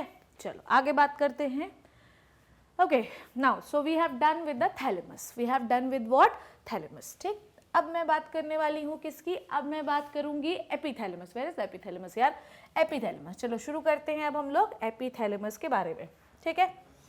देखो क्या चीज़ सीखा आपने कि सेरिब्रम जो होता है वो थैलेमस के चारों तरफ होता है। ओई ओई ओई, now let's talk about the epithalamus, ठीक है। चलो देखें एपिथैलेमस क्या होता है। देखो हमें ये तो समझ में आ गया कि एपिथैलेमस की पोजीशन क्या है, ये देखो, ठीक है। ये होता है रूफ, डायंसेफेलॉन का क्या होता है बच्चों, epithalamus roof, roof of the diencephalon, ठीक है। रूफ, रूफ मतलब छत। अच्छा, इसको अपन ऐसे भी बना सकते हैं, देखो, ओह कितना गंदा बनाया मैंने ना, तुम लोगों को भी कभी कभी लगता होगा मैडम थोड़ा तुम्हारे ऊपर प्लीज दया करो यार मैडम। चलो ये क्या बनाया मैंने, ठीक है, ये पढ़ाया था मैंने आपको, ठीक है। तो ये क्या बताया था मैंने आपको, epithalamus, this is the epithalamus. ये क्या निकला हुआ है आपका, pineal gland, pituitary gland, this is the thalamus, ठीक। रूफ है एपिथैलेमस, फ्लोर होता है हाइपोथैलेमस, ठीक। अब ध्यान से देखना एपिथैलेमस का काम क्या होता है। देखो एपिथैलेमस का कोई न्यूरॉन सिग्नल विग्नल का काम नहीं है, समझ में आई बात। ये no neural regulation, no neural regulation, समझ में आई बात, कोई न्यूरल रेगुलेशन नहीं है एपिथैलेमस का, समझ में आई बात। कोई न्यूरल रेगुलेशन, कोई सेंस ले जाने फिर का काम नहीं करता। तो ये करता क्या है, ध्यान से देखो, ये एपिथैलेमस से कौन सी ग्लैंड निकली होती है, पीनियल ग्लैंड, दिख रहा है आपको, ये this is the pineal gland, isn't it. ये कौन सी ग्लैंड है बच्चों, पीनियल ग्लैंड है, ठीक है। पीनियल ग्लैंड जो होती है ये एक हार्मोन निकालती है जिसका नाम होता है मेलेटोनिन, ठीक है। पीनियल ग्लैंड एक हार्मोन निकालती है और इस हार्मोन का नाम होता है मेलेटोनिन, ठीक है। मिले सुर मेरा तुम्हारा, ठीक है, मेलेटोनिन निकालता है, ठीक है। मेलेटोनिन जो होता है it will regulate the 24 hour rhythm of your body, समझ में आई बात। ये क्या मेंटेन करता है, 24 आवर रिदम, ठीक है, या डायूरल या सीधे 24 आवर रिदम याद रखते हैं। देखो कैसे, पीनियल ग्लैंड हमको ये बताता है कि हमें कब जागना है, ये स्लीप साइकिल बोल सकते हो उसको, you also called as sleep cycle, sleep cycle, ठीक। तो जो आपका एपिथैलेमस में जो पीनियल ग्लैंड जुड़ा होता है, ये क्या बताता है हमें? ये हमें बताता है कि कब सोना है और कब जागना है। मेरी बात समझ में आई आपको क्या बोल रही हूँ मैं? एपिथैलेमस जो पीनियल ग्लैंड होता है वो हमें ये बताता है कि भैया रात हो गई है, सो जाओ, ये दिन हो गई है, सुबह उठ जाओ। लाइट बंद करने पर हमें नींद क्यों आती है? लाइट बंद करने पर बच्चों नींद हमें इसलिए आती है क्योंकि पीनियल जो ग्लैंड होती है वो मेलेटोनिन निकालने लगती है, और मेलेटोनिन जो होता है वो रेटिकुलेटिंग एक्टिवेटिंग सिस्टम के साथ मिलकर, जिसके बारे में मैं आपको पढ़ाऊंगी, उसके साथ मिलकर आपको नींद करवाता है। सो एपिथैलेमस का भी आपको सिर्फ सिंगल वर्क याद रखना है कि it secretes the melatonin hormone which regulate your sleep cycle, कि अब आपको सुबह कब उठना है, रात में कब सोना है। रात में लाइट बंद करने पर नींद इसीलिए आती है क्योंकि पीनियल ग्लैंड मेलेटोनिन नाम का हार्मोन सिक्रीट करने लगती है। ठीक है, रेटिकुलेटिंग एक्टिवेटिंग सिस्टम के साथ मिलकर काम करती है, इसके बारे में हम पढ़ेंगे। ठीक है, चलो अब लास्ट पार्ट के बारे में हम बात कर रहे हैं which is the hypothalamus. So we are going to talk about the hypothalamus. Very very very very important part बच्चों, बहुत इंपॉर्टेंट पार्ट है हाइपोथैलेमस। चलो देखते हैं क्या है हाइपोथैलेमस। थैलेमस के नीचे, ठीक है, नाम से ही समझ में आ रहा है, हाइपोथैलेमस। ठीक, हाइपोथैलेमस जो होता है इसके पास ये न्यूरोसिक्रीटरी नेचर का होता है। थोड़ा साफ लिखूंगी मैं, ठीक है। हाइपोथैलेमस कैसा होता है बच्चों? ये न्यूरोसिक्रीटरी नेचर का होता है, न्यूरोसिक्रीटरी नेचर। ठीक, आपका हार्मोन कहाँ से निकलता है? ग्लैंड से निकलता है। आई बात समझ में? हमें क्या सिखाया पढ़ाया बताया गया है बच्चों? हमें ये बताया गया है मैम कि जितने भी हार्मोन्स निकलते हैं वो ग्लैंड से निकलते हैं, पर बेटा ये ग्लैंड जो है ना, इसमें हार्मोन कौन निकलता है पता है आपको? ये एक एज अ ग्लैंड हम कंसिडर करते हैं, पता तुम्हें? हाइपोथैलेमस को एज अ ग्लैंड कंसिडर कर सकते हैं और एंडोक्राइन में पढ़ा भी जाता है इसे। ये हार्मोन इसके कौन निकालते हैं? न्यूरॉन। ये आपको याद रखना है, ठीक है। हाइपोथैलेमस में ये नीट के लिए बहुत इंपॉर्टेंट पार्ट है। इवन थैलेमस का जो रिले सेंटर है ना, कहाँ गया यार? थैलेमस का जो कि act as a relay centre, ठीक है। थैलेमस जो होता है वो as a relay centre behave करता है। ये क्वेश्चन भी नीट के लिए बहुत ज़्यादा इंपॉर्टेंट है, बहुत बार पूछा गया है, बहुत ज़्यादा, ठीक है। तो कहाँ पर थे अपन यहाँ पे थे कि हाइपोथैलेमस जो है, ये सवाल नीट में बहुत बार पूछा गया है। आपको पता होना चाहिए कि डायेनसेफेलॉन का जो फ्लोर होता है उसे हम हाइपोथैलेमस कहते हैं, न्यूरोसिक्रीटरी नेचर का होता है। ग्लैंड्स हार्मोन निकालती हैं, पर यहाँ पर न्यूरॉन हार्मोन निकालता है। नॉर्मली आपने क्या सीखा है कि जो ग्लैंड होती है वो हार्मोन निकालती हैं, पर यहाँ पर तो कमबख्त न्यूरॉन हार्मोन निकालते हैं। अब तुम सोच लो कितना इंपॉर्टेंट हिस्सा है, ठीक है। अब हाइपोथैलेमस जो होता है ये हार्मोन निकालने का काम करता है। हाइपोथैलेमस को हम मास्टर, ठीक, हाइपोथैलेमस को हम मास्टर ऑफ मास्टर ग्लैंड कहते हैं, मास्टर ऑफ मास्टर ग्लैंड, ठीक है। मास्टर ग्लैंड कौन सी है? पिट्यूटरी, ये उसका भी मास्टर है। पता है क्यों? क्योंकि ये कुछ ऐसे हार्मोन्स निकालता है जो पिट्यूटरी हार्मोन्स को रेगुलेट करते हैं। ये जो हार्मोन निकालता है ये पिट्यूटरी ग्लैंड को ये बताते हैं कि तुम्हें अब निकलना है, तुम्हें अब नहीं निकलना है। कैसे बताते वो मैं बताती हूँ। ये जो हाइपोथैलेमस है ये बेसिकली दो प्रकार के हार्मोन निकालता है, हालांकि एंडोक्राइन में हम लोग पढ़ेंगे भी, ठीक है। ये जो हाइपोथैलेमस है दो प्रकार के हार्मोन निकालता है बच्चों। एक होता है रिलीजिंग हार्मोन, ध्यान से समझना, एक होता है रिलीजिंग हार्मोन और एक होता है इनहिबिटिंग हार्मोन, ठीक है। ये याद रखेंगे आप लोग क्योंकि ये बहुत इंपॉर्टेंट चीज़ बता रही हूँ। देखो, हाइपोथैलेमस में न्यूरॉन हार्मोन निकालने का काम करते हैं। Hypothalamus is the master of master gland. Master gland होती है पिट्यूटरी। ये हाइपोथैलेमस मास्टर ग्लैंड को बताता है कि बेटा चलो काम करो और बेटा अब मत करो। क्यों बताता है? क्योंकि ये दो प्रकार के हार्मोन निकालता है, एक होता है रिलीजिंग और एक होता है इनहिबिटिंग। समझ में आई बात? ठीक, कैसे काम करते हैं? अगर सपोज दैट कि मान लो ग्रोथ हार्मोन निकलना है, ठीक है। सपोज दैट पिट्यूटरी से ग्रोथ हार्मोन निकलना है, ठीक है। तो ये महाशय पता है ये हाइपोथैलेमस क्या निकालता है? ये जैसे मान लो, ध्यान समझना, जैसे कि पिट्यूटरी ग्लैंड से कौन सा हार्मोन निकलना है? जैसे कि पिट्यूटरी से निकलना है ग्रोथ हार्मोन, ठीक है, तो इसको कौन बताता है? हाइपोथैलेमस एक हार्मोन निकालता है जिसका नाम होता है growth hormone releasing hormone, GHRH। GHRH निकलेगा तो ग्रोथ हार्मोन निकलेगा, पर अगर अब ग्रोथ हार्मोन जिंदगी भर तो नहीं निकलता रहेगा, तो हाइपोथैलेमस अब निकालता है GHIH। समझो, अब हाइपोथैलेमस क्या निकालने लगता है? GHIH, growth hormone inhibiting hormone. तो GHIH जब निकलता है तो ग्रोथ हार्मोन निकलना बंद हो जाता है। तो क्या सीखा आपने? हमने ये सीखा कि हाइपोथैलेमस सिक्रीटरी नेचर का होता है, ये बहुत सारे हार्मोन निकालता है। हाइपोथैलेमस जो होता है ये बेसिकली पिट्यूटरी को ये कमांड देता है कि अब तुम्हें काम करना है और अब तुम्हें काम नहीं करना है, ठीक है, आई बात समझ में? तो रिलीजिंग हार्मोन निकाल रहा होगा तो पिट्यूटरी काम करेगी, और अगर ये इनहिबिटिंग हार्मोन निकाल रहा होगा तो पिट्यूटरी काम नहीं करेगी। समझ में आ गई बात? इतनी बात क्लियर हो गई? चलिए अब एक एक करके हम हाइपोथैलेमस के फंक्शन को पढ़ लेते हैं। इसी के साथ मैं आपको लिम्बिक सिस्टम के बारे में भी पढ़ाऊंगी, ठीक है। चलिए एक एक करके हम हाइपोथैलेमस के फंक्शन के बारे में पढ़ लेते हैं, ठीक है। हाइपोथैलेमस का फंक्शन चलिए देखते हैं। हाइपोथैलेमस का फंक्शन सबसे ज़्यादा इंपॉर्टेंट चीज़ क्या है? वो है टेम्परेचर रेगुलेशन, ठीक है, टेम्परेचर रेगुलेशन, ठीक है। सबसे पहला काम हाइपोथैलेमस का क्या है बच्चों? Temperature regulation. कैसे टेम्परेचर रेगुलेशन करेगा वो मैं अब आपको बताने वाली हूँ। देखो ध्यान से, हाइपोथैलेमस जो होता है, ध्यान समझना, अभी आपको यही चीज़ बताया भी था मैंने। हाइपोथैलेमस जो होता है ये एक हार्मोन निकालता है जिसे हम कहते हैं thyrotropin releasing hormone. Thyrotropin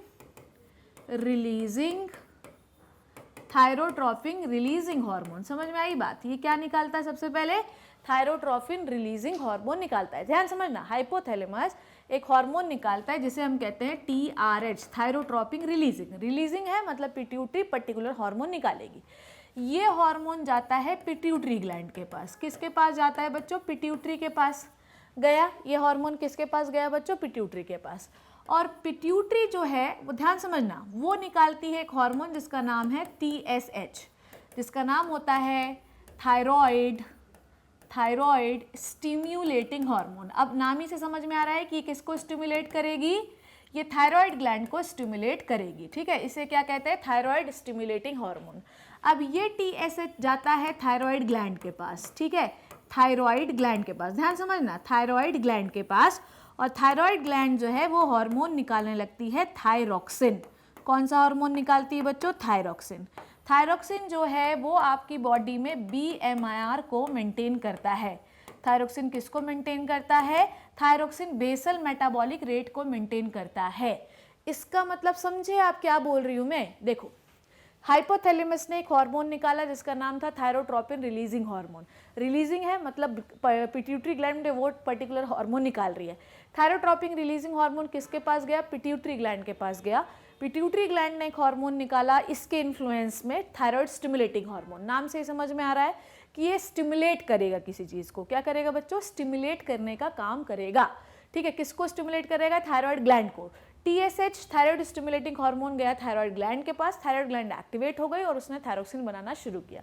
thyroxine आपके ब्लड में रिलीज हुआ और उसने आपकी बॉडी के BMR को बढ़ा दिया। BMR को मतलब बढ़ा दिया, मतलब आपकी बॉडी की एक्टिविटी को बढ़ा दिया।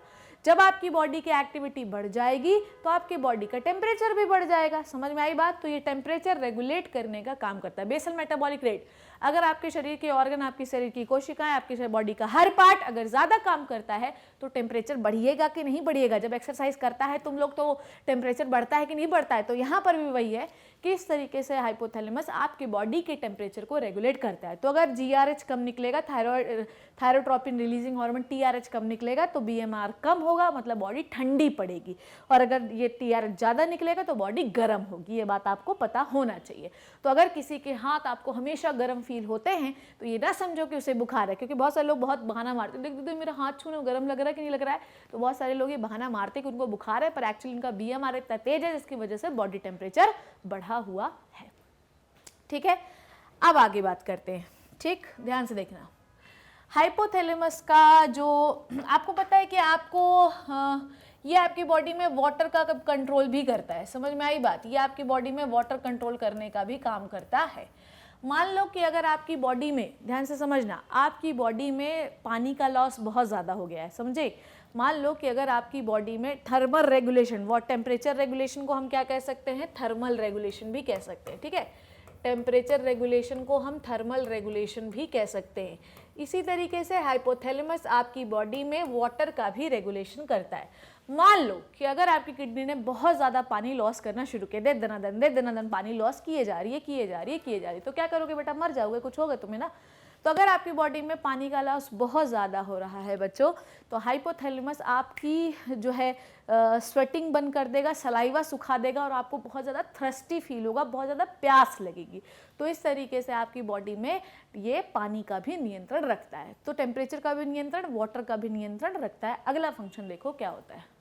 हाँ बेटा, तो आपने क्या सीख लिया? अच्छा, इसको अपन ना फर्स्ट वाले फंक्शन को हम लोग ऐसा भी बोल सकते हैं कि थर्मल रेगुलेशन हो गया, टेम्परेचर रेगुलेशन हो गया। Actually it is a type of hormonal control, तो हम हार्मोनल कंट्रोल भी कह सकते हैं कि जो हाइपोथैलेमस होता है, ये डिफरेंट टाइप के हार्मोनल कंट्रोल बॉडी में करता है, ठीक है? दूसरी बात, ये बॉडी में वाटर के लेवल को मेंटेन करता है, जैसा कि मैंने अभी आपको क्या बताया, ठीक है? ये ऐसा कह सकते हैं थ्रस्ट को भी थोड़ा कंट्रोल करता है, ठीक है? थ्रस्ट कंट्रोल करता है, ठीक है? और या थ्रस्ट कंट्रोल, इसकी वजह से हमें अर्ज ऑफ ड्रिंकिंग होगा, ठीक है? अर्ज ऑफ ड्रिंकिंग का मतलब समझे आप क्या हुआ? अर्ज ऑफ ड्रिंकिंग का मतलब ये है कि हाइपोथैलेमस की वजह से हमको पानी पीने की इच्छा होगी। ऐसा क्यों? ध्यान से समझना। जब हम लोगों के यूरिन से बहुत ज़्यादा पानी लॉस होने लगता है तो ये सलाइवा सुखा देता है। जब ये सलाइवा सुखा देगा तो हमारे मुंह में क्या होगा बच्चों? हमारे मुंह में एकदम सूखा सूखा सा लगेगा और हमें ऐसा लगेगा कि हम पानी पी लें, ठीक है? तो अर्ज ऑफ ड्रिंकिंग ये करता है, ओके? उसी तरीके से ये सेक्सुअल बिहेवियर को भी कंट्रोल करता है, ठीक है? आपने देखा होगा कि द डिज़ायर ऑफ सेक्स जो होता है वो भी इसी की वजह से होता है, ठीक है? ये आपकी बॉडी में थर्मल रेगुलेशन करता है। और एक और, हाँ, ये आपकी बॉडी का एक सटाइटी सेंटर है, ठीक है? ये बॉडी का सटाइटी सेंटर है। सटाइटी सेंटर का मतलब समझते हो क्या होता है? सटाइटी सेंटर का मतलब होता है किसी भी इंसान का तृप्त होना, ठीक है? और हम बहुत लकी हैं कि हमारे पास एक सटाइटी सेंटर है। हाइपोथैलेमस हमारी बॉडी को ये बताता है कि बेटा मत खाओ, तुम्हारा पेट भर गया है।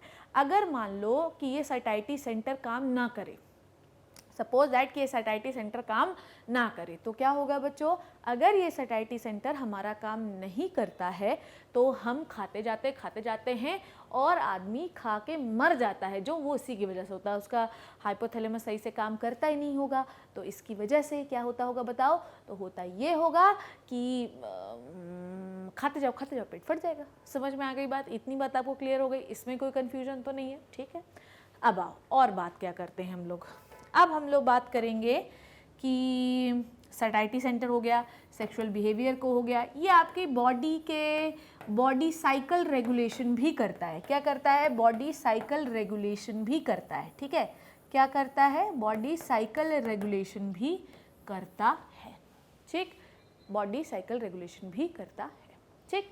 उसके बाद ये साइकिल रेगुलेशन मतलब इसकी वजह से आपको जो है तो दिन भर का अच्छे काम करने की शक्ति मिलती, कभी आपको दिन में आलस फील होता है इसी की वजह से, ठीक है?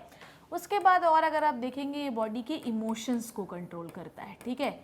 ओके, ये बॉडी के इमोशंस को कंट्रोल करता है। हाइपोथैलेमस को हम इमोशनल ब्रेन भी कहते हैं, पर किसके साथ कहते हैं उसके बारे में भी हम बात करने वाले हैं, ठीक है? इसको हम इमोशनल ब्रेन भी कहते हैं। बहुत सारे लोगों को आपने देखा होगा कि जब उसके घर में कोई घटना घट जाती है तो उसे कहा जाता है कि रो, ठीक है? रो नहीं तो क्या होगा कि उसके दिमाग में शॉक लग जाएगा और आदमी मर जाएगा, ठीक? आपको पता होना चाहिए कि हाइपोथैलेमस, ये तो मैंने कुछ बताया, ऐसे बहुत सारे फंक्शन को कंट्रोल करता है, ठीक है? अब आपने देखा कि अगर ये थायरोट्रोपिन रिलीजिंग हार्मोन नहीं निकलेगा तो थायरोक्सिन नहीं निकलेगा। थायरोक्सिन तो आपकी बॉडी के कितने फंक्शन कंट्रोल करता है। तो हाइपोथैलेमस आपके पिट्यूटरी से निकलने वाले हर हार्मोन को नियंत्रित करता है। तो आदमी पिट्यूटरी निकाल दे ना तो फिर भी एक बार जिंदा रह सकता है, पर अगर उसने हाइपोथैलेमस निकाल दिया या किसी कारण से उसका हाइपोथैलेमस डैमेज हो गया, तब आदमी जिंदा नहीं रह सकता। आई बात समझ में इतनी, इसमें कोई कन्फ्यूजन तो नहीं है? ठीक, आगे की बात समझो बात को, क्या बोल रही हूँ मैं। हाइपोथैलेमस जो होता है वो बॉडी में इमोशंस को, बहुत डिफरेंट टाइप के जो इमोशंस होते हैं ना आपकी बॉडी में, वो हाइपोथैलेमस से ही कंट्रोल होते हैं। समझ में आई बात? जैसे कि अगर आपके जीवन में किसी भी कारण से बहुत ज़्यादा दुख हो गया तो आप रोने लगते हैं, तो ये किसकी वजह से रो रहे हैं आप पता है? हाइपोथैलेमस की वजह से रो रहे हैं, ठीक है, क्योंकि ये आपकी बॉडी में डिफरेंट टाइप के इमोशंस को जनरेट करता है। मान लो कभी किसी अपने घर में कोई घटना घट गई और अपना हाइपोथैलेमस डैमेज हो गया, तो अब आपकी बॉडी में वो पर्टिकुलर इमोशन जनरेट नहीं होगा, और हाइपोथैलेमस जो इतने सारे फंक्शंस को कंट्रोल कर रहा था, जो इतने सारे हार्मोन्स को कंट्रोल कर रहा था पिट्यूटरी के, वो भी कंट्रोल नहीं करेगा। अगर वो कंट्रोल नहीं करेगा बच्चों, तो क्या होगा बताओ मुझे? तो होगा ये बच्चों कि सारे फंक्शंस पिट्यूटरी के बंद हो जाएंगे और आदमी शॉक में चला जाएगा। लोग कहते हैं कि उसके अंदर दुख जो है वो भर गया है, इसलिए वो मर गया। एक्चुअली वो मर नहीं गया, शॉक से हाइपोथैलेमस डैमेज हो गया, तो पिट्यूटरी के जितने फंक्शन थे वो सारे बंद हो गए और आदमी मर गया। समझ में आ गई बात? तो हाइपोथैलेमस निकालने से आदमी मर जाता है, पर पिट्यूटरी के निकालने से आदमी मरे नहीं मरे वैसे नहीं मरता, ये बात आपको पता होनी चाहिए, ठीक है। हाइपोथैलेमस जो है वो आपकी बॉडी में विभिन्न प्रकार की इमोशंस को नियंत्रित करता है। ये बात समझ में आ गई आपको? अब आओ मैं तुमको थोड़ी सी स्लाइड्स पढ़ा दूँ, ठीक है। ये हो गया था अपना थैलेमस, हो गया था एपिथैलेमस। बता दूँ, रूफ ऑफ डायनसेफेलॉन कौन सा हार्मोन निकालता है? Melatonin, which regulate the sleep cycle और बॉडी साइकिल, ठीक है। हाइपोथैलेमस देखो, it forms the lower ventral part of the diencephalon, ठीक है, लोअर फ्लोर बनाता है, ventral part of the diencephalon thalamus के बेस पे होता है। Hypothalamus contain number of centre which control the body temperature, ठीक है, अर्ज ऑफ ईटिंग एंड ड्रिंकिंग, ठीक है, thrust, hunger and thrust. Hunger समझ में आया? तो ये सटाइटी सेंटर भी होता है हाइपोथैलेमस में और हंगर सेंटर भी होता है। मतलब हाइपोथैलेमस हमको ये बताता है कि अभी तुमको बहुत ज़्यादा जो ये क्रैम्पिंग वैम्पिंग होती है, ये इसका सिग्नल स्टमक में जाता ही हाइपोथैलेमस से। समझ में आई बात?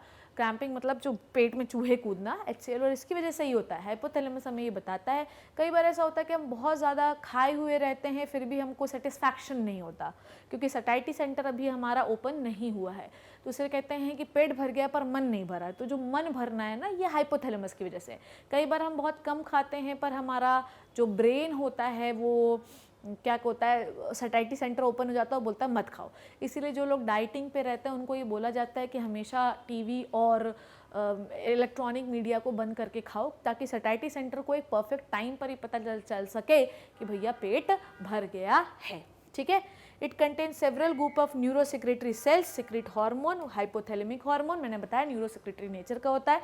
It control the pituitary gland hormone. It regulate the biological clock system, जिस तरीके से pineal gland biological clock system को मेंटेन करती है, वैसे ये भी मेंटेन करता है कब सोना है कब जागना है, ठीक है। ये बहुत सारे ऐसे हार्मोन्स को निकालता है जो ये बताता है कि भैया रात हो गई सो जाओ, ठीक है। बिहेवियरल एंड इमोशन, ठीक है, हाइपोथैलेमस इमोशनल ब्रेन के नाम से जाना जाता है, पर इसके साथ हम एक और स्ट्रक्चर के बारे में पढ़ेंगे जिससे हमको ये समझ में आएगा कि इसे हम इमोशनल ब्रेन क्यों कहते हैं, ठीक है। तो क्या बोला मैंने ये बोला कि बिहेवियर, ठीक है, जैसे किसी का बिहेवियर बहुत अच्छा है, ठीक है, बहुत काम कंपोज्ड है, किसी का बिहेवियर लाइक मी बहुत एग्रेशन है, बहुत झगड़ा करने वाला है, तो ये सब हाइपोथैलेमस। और हर किसी का बिहेवियर हर किसी के सिचुएशन के अकॉर्डिंग चेंज हो जाता है। जैसे कि मैं अभी पढ़ा रही हूँ तो मैं बहुत अच्छे गुड मूड में हूँ और बड़ा मज़ा आ रहा है मुझे पढ़ाने पर हर समय मुझे ऐसा नहीं लगेगा। अगर मुझे कोई बोलेगा शिप्रा मैडम आप बहुत ख़राब है, तो मैं बोलूँगी तेरी ऐसी की तैसी, बोलूँगी कि नहीं बोलूँगी? तो मेरा हाइपोथैलेमस मुझे ये बता रहा है कि अभी आपको काम कंपोज रहने की ज़रूरत नहीं है, अभी आपको एक लात मारने की ज़रूरत है। तो हाइपोथैलेमस जो है वो बिहेवियरल कंट्रोल करता है कि कब आपको अच्छा बिहेव करना है, कब आपको ख़राब बिहेव करना है, ठीक है। इसीलिए कभी हाइपोथैलेमस का गड़बड़ हो जाए तो लोग कहते हैं कि ऐसा है कि बिहेवियर इनका सही नहीं है, इनको बोलो अच्छा तो ये गड़बड़ ही बिहेव करते हैं, ठीक है। थर्मल रेगुलेशन मैंने आपको बताया कैसे, एंडोक्राइन कंट्रोल मैंने आपको बताया कि पिट्यूटरी के बहुत सारे हार्मोन्स को ये कंट्रोल करता है। अब इमोशंस पे आते हैं, ठीक है, ध्यान समझना कौन कौन से इमोशंस। देखो इमोशन हमेशा ना हु करके रोना ही नहीं होता, बहुत सारे इमोशन होते हैं, जैसे कि रेज, जैसे कि एग्रेशन, जैसे कि love, motivation, aggression, pleasure, fear, ठीक है, crying, laughing, they all are emotions, all the emotions control by the hypothalamus. पर यहाँ पर हाइपोथैलेमस के साथ कुछ और भी चीज़ें हैं जो इमोशन को कंट्रोल करेंगी, डिफरेंट टाइप के इमोशंस को, ठीक है। आइए देखते हैं कौन कौन से हैं। The inner part of cerebrum, हाँ चलो आ जाओ, बात को ध्यान से देखो। ओके मैं अब आपको कुछ चीज़ें सिखाने वाली हूँ, which is the basal nuclei. तो देखो भैया क्या क्या चीज़ें उससे मिलकर आपका इमोशनल ब्रेन बनता है, उसके लिए आपको बेसल न्यूक्लियाई पढ़ना ज़रूरी है। यहाँ पर कुछ चीज़ें एक बार मैं और बता देती हूँ थोड़ा सा, तो आपको और समझ में आएगा। आपको पता है कि हाइपोथैलेमस को मेरे लाल मेरे बच्चों नीट में हाइपोथैलेमस से 3 साल से लगातार क्वेश्चन आ रहा है, ये बात आपको पता होना चाहिए, बड़ा ही इंपॉर्टेंट है, 3-4 साल लगातार आया क्वेश्चन। इसको हम कहते हैं थर्मोस्टैट ऑफ द बॉडी, ठीक है, इसको क्या कहते हैं हम लोग, thermostat of the body. Very important, NEET के लिए सवाल इंपॉर्टेंट है, थर्मोस्टैट ऑफ द बॉडी कहते हैं इसको। ये सवाल आपसे पूछा जाए तो सीधे हाइपोथैलेमस में आंख बंद करके टिक करना, बोलना जय माता दी। जय माता दी बोलने की जरूरत नहीं है, ठीक है। आपको पता होना चाहिए कि ये आपकी बॉडी को, हाइपोथैलेमस जो होता है ये आपकी बॉडी का पता है क्या करता है, बैलेंस, ठीक है, बैलेंस करता है एंड होम्योस्टैसिस मेंटेन करता है। बैलेंस एंड होम्योस्टैसिस, होम्योस्टैसिस का मतलब समझते हैं आप लोग क्या होता है?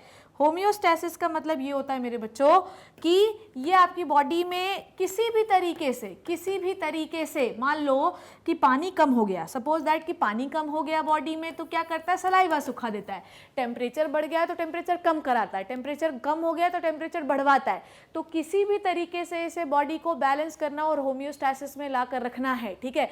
बॉडी टेम्परेचर मेंटेन करता है, पानी का लेवल मेंटेन करता है, आपकी बॉडी में भूख लगना है, प्यास लगना है, भूख कब मिटनी है, भूख कब, सैटिस्फाई सेंटर कब ओपन होना है, ये सब ये बताता है। ब्लड प्रेशर कब ज्यादा होना है, कब कम होना है, ये भी हाइपोथैलेमस बता रहा है। मतलब किसी भी तरीके से आपकी बॉडी अगर कम काम कर रही है तो स्टिमुलेट करवाता है, चलो ज्यादा काम करवाओ। अगर आपकी बॉडी बहुत ज्यादा काम कर रही है, ब्लड प्रेशर बहुत ज्यादा हो गया, तो बोलता है कि बेटा कम करो, ऐसा है, ठीक है। कैसे करता है, बाय ये न्यूरोसेंसरी नेचर का और सिक्रीटरी नेचर का होता है, बहुत सारे हार्मोन्स निकालता है और ये हार्मोन्स बॉडी के अलग अलग पार्ट्स को रेगुलेट करते हैं, ठीक है। अब मैं आपको इसी के साथ कुछ और चीजें बताती हूँ जिससे आपको और कहानी क्लियर हो जाएगी। जैसे कि मान लो कि ये क्या है आपका, सपोज दैट कि ये आपका थर्ड वेंट्रिकल है, ठीक है। अब इस थर्ड वेंट्रिकल के ऊपर बच्चों क्या पाया जाता है, सेरिब्रम, ठीक है। इस थर्ड वेंट्रिकल के ऊपर क्या पाया जाता है, सेरिब्रम, ठीक है। अब बेसल न्यूक्लियाई नाम में ही काम छुपा है, काम बड़ा बदनाम है, ठीक है।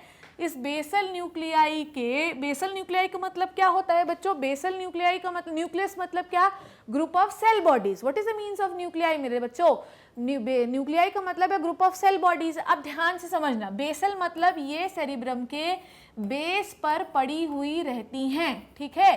तो ये सेरिब्रम के बेस पर पड़ी रहती हैं, ध्यान समझना क्या बोल रही हूं मैं, group of cell bodies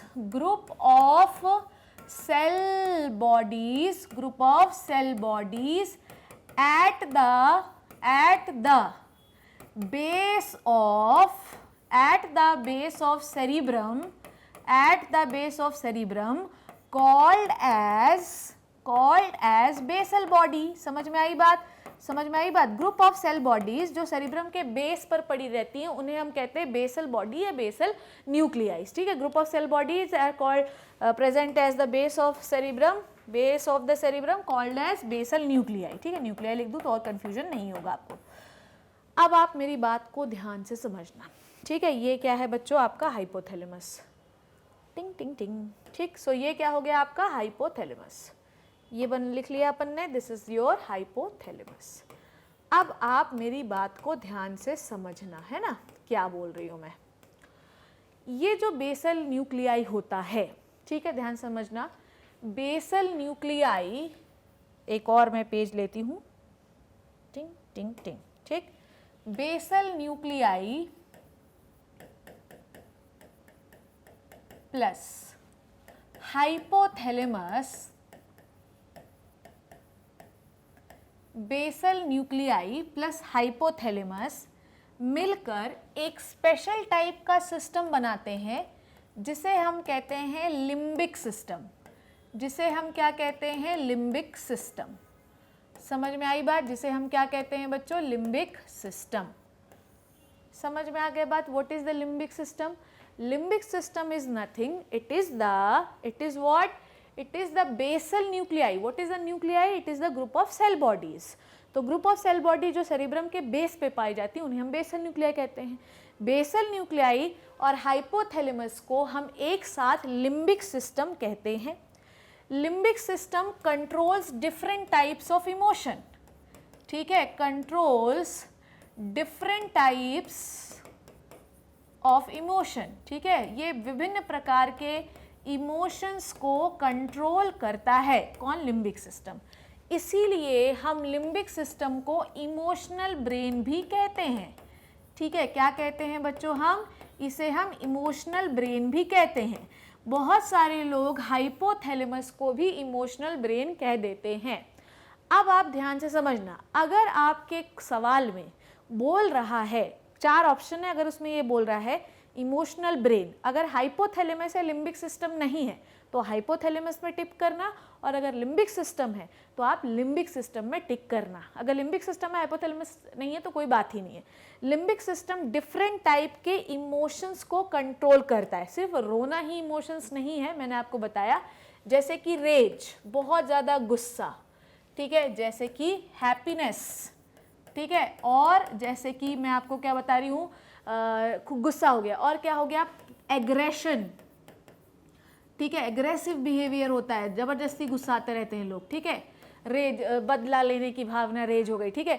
more pleasure, ठीक है, प्लेजर, और प्लेजर के बाद motivation, today I am feeling very motivated. What is the means कि यहाँ पर ये एक टाइप का इमोशन ही है, ठीक है। फियर, ठीक है, ये सारे जो है फियर, और क्या बोल सकते हैं, सैडनेस, ये सारे इमोशंस जो हैं ये लिम्बिक सिस्टम ही कंट्रोल करता है।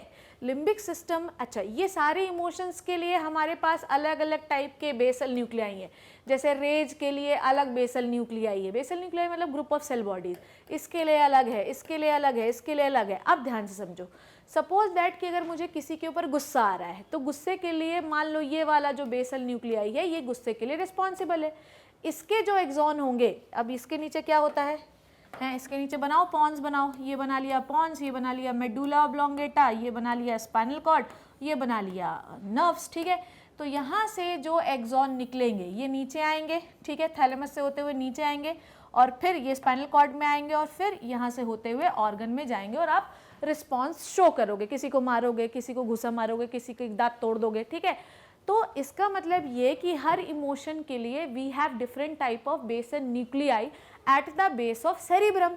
यहाँ बेसल न्यूक्लियाई मतलब ग्रुप ऑफ सेल बॉडी, तो एक्सॉन भी निकलेगा, एक्सॉन नीचे गया, ये भैया मेडुला ऑब्लोंगेटा, पॉन्स हुआ, पॉन्स के बाद स्पाइनल कॉर्ड में आया, स्पाइनल कॉर्ड से क्या निकलेंगे, स्पाइनल नर्व्स निकलेंगी, और इन स्पाइनल नर्व से हम जो है सिग्नल को दे दिए और हमको ऑर्गन में चला गया, हाथ में आया सिग्नल और फिर हमने उसको घुसा मार दिया अगर हमें किसी के ऊपर गुस्सा आ रहा है। ये बात आपको समझ में आई? So that is why limbic system is known as emotional brain, ठीक है। अब यहाँ पर मैं 2 स्पेशल बेसल न्यूक्लियाई के बारे में बात करूंगी, ठीक है, 2 स्पेशल बेसल न्यूक्लियाई, ठीक है। यहाँ पर मैं 2 स्पेशल बेसल न्यूक्लियाई के बारे में बात करूंगी, ठीक है। सबसे पहले मैं बात करूंगी एमिगडाला के बारे में, ठीक है, एमिगडाला, ठीक है। क्वेश्चन ये आपके एनसीईआरटी में नहीं दिया है पर ये पूछा गया है, समझ में आई बात? एमिगडाला जो है ये वाला जो बेसल न्यूक्लियाई होता है ये रेज को कंट्रोल करता है, गुस्से को कंट्रोल करता है, समझ में आई बात? गुस्सा, किसी के ऊपर चिढ़ है, गुस्सा है, उसे ये कंट्रोल करने का काम करता है, ठीक है। तो अगर मान लो कि रेज का है, मान लो यहाँ पर ये अगर रेज का है, ये मान लो रेज का है ये न्यूक्लियस, तो हम बेसल न्यूक्लियस, तो हम इसे एमिगडाला के नाम से जानते हैं। ये आपको पता होना चाहिए कि बताइए कौन सा बेसल न्यूक्लियाई रेज को कंट्रोल करता है, ठीक है। उसके बाद एक और होता है which is called as hippocampus, ठीक है, हिप्पोकैम्पस, ओके। हिप्पोकैम्पस का काम पता है क्या होता है? ये वाला बेसल न्यूक्लियाई जो होता है ये शॉर्ट टर्म मेमोरी को, ध्यान समझना, ये शॉर्ट टर्म मेमोरी को शॉर्ट टर्म मेमोरी को लॉन्ग टर्म मेमोरी में कन्वर्ट करता है। Convert short term memory into the long term memory, short term memory को लॉन्ग टर्म मेमोरी में कन्वर्ट करता है। ठीक है, तो जैसे मान लो कि मैंने आज किसी को देख लिया, ठीक है, मैंने आज किसी को देखा, मान लो कि आज मैंने अमिताभ बच्चन को देखा, पहली बार देखा, ठीक है। अब वो शॉर्ट टर्म मेमोरी थी और वो जाके long term memory, basal nuclei ने उसे लॉन्ग टर्म मेमोरी में कन्वर्ट कर दिया। मेमोरी को कौन स्टोर करता है? टेम्पोरल लोब स्टोर करता है, ये याद रखना। लॉन्ग टर्म मेमोरी में कन्वर्ट हो गया। अब जैसे ही मैंने उसको, उस अमिताभ बच्चन को दोबारा देखा 50 साल बाद, जब मैं बूढ़ी हो गई, डुखरी हो गई, दांत वात निकल गए सब, तो मैंने बोला कहीं तो देखा है, और कहीं तो देखते देखते बेसल न्यूक्लियाई हमको बताता है कि 20-50 साल पहले तुम्हें देखा था, इस व्यक्ति का नाम अमिताभ बच्चन है। समझ में आई बात? ठीक है, तो गजनी में शॉर्ट टर्म मेमोरी लॉस होता है। आपको पता होना चाहिए कि उसे थोड़ी समय चीज़ें याद रखती है, पर जैसे ही गजनी में क्या होता है कि हिप्पोकैम्पस लोब डिस्ट्रॉय हो जाता है उसका, ऐसा मानते हैं हम, तो उसको शॉर्ट टर्म मेमोरी लॉस होता है। इसका मतलब ये कि वो थोड़े समय के लिए याद रखता है पर उसे लॉन्ग टर्म याद नहीं रख पाता है, क्योंकि जो बेसल न्यूक्लियाई, जो हिप्पोकैम्पस होता है, वो डैमेज हो जाता है। तो आपको देखोगे तो कुछ सेकंड तक याद रहेगा, पर फिर भूल जाओगे, क्योंकि लॉन्ग टर्म मेमोरी में आप कन्वर्ट ही नहीं कर पा रहे हो। समझ में आई बात? हाइपोथैलेमस समझ में आया? तो जितने भी बॉडी में आपके बैलेंस होता, होम्योस्टैसिस का मतलब एवरीथिंग, आप your body should be maintained, your temperature should be maintained, your water level should be maintained. तो आपकी बॉडी में वाटर लेवल, टेम्परेचर, बॉडी क्या कह सकते हैं, biological clock, blood pressure, everything is maintained by the hypothalamus. Every type of emotion, rage, aggression, love, pressure, smile, everything maintained by the hypothalamus. So hypothalamus is the very, very, very, very, very important part. NEET में इससे सवाल आता ही आता है। So बच्चों, आज हम लोगों ने क्या सीखा? ठीक है, पहले मैंने पढ़ा तो दो, लिम्बिक सिस्टम ने, देखो आज सिखाने लगी। The inner part of the cerebral hemisphere, a group of associated deep structure like an amygdala. ठीक है, डीप स्ट्रक्चर मतलब न्यूक्लियस, वो होते हैं, ग्रुप ऑफ सेल बॉडीज होते हैं जिन्हें हम कहते हैं एमिगडाला। एमिगडाला बता दिया मैंने क्या होता है, ठीक है। एमिगडाला जो कि रेज कंट्रोल करता है, ठीक है। Hippocampus short term memory long term memory में कन्वर्ट करता है। Complex structure called as limbic system. Along with the hypothalamus, limbic system involve in the regulation of sexual behaviour, pleasure, ठीक है, किसी से प्यार हो रहा है, किसी के ऊपर प्यार आ रहा है मुझे, ठीक है, तो it is the behavior of limbic system. Expression of emotion, excitement, pleasure, rage, fear, motivation, olfaction, or various type of autonomic responses, hormonal responses, ठीक है, it is all done by the hypothalamus and this limbic system, ठीक है। तो ये आपको याद करना है। सो बच्चों, this is all about, we have completed the 4 brain in this class. Next class में मैं मिड ब्रेन और हिंड ब्रेन के बारे में आपको पढ़ाऊंगी। आई नो कि लेक्चर थोड़ा बड़ा था, पर इसमें हमने एक एक टॉपिक अच्छे से समझ के कवर किया, और मैंने आज आपको सेरिब्रम से पढ़ाया है, इसलिए थोड़ा ज़्यादा समय लगा।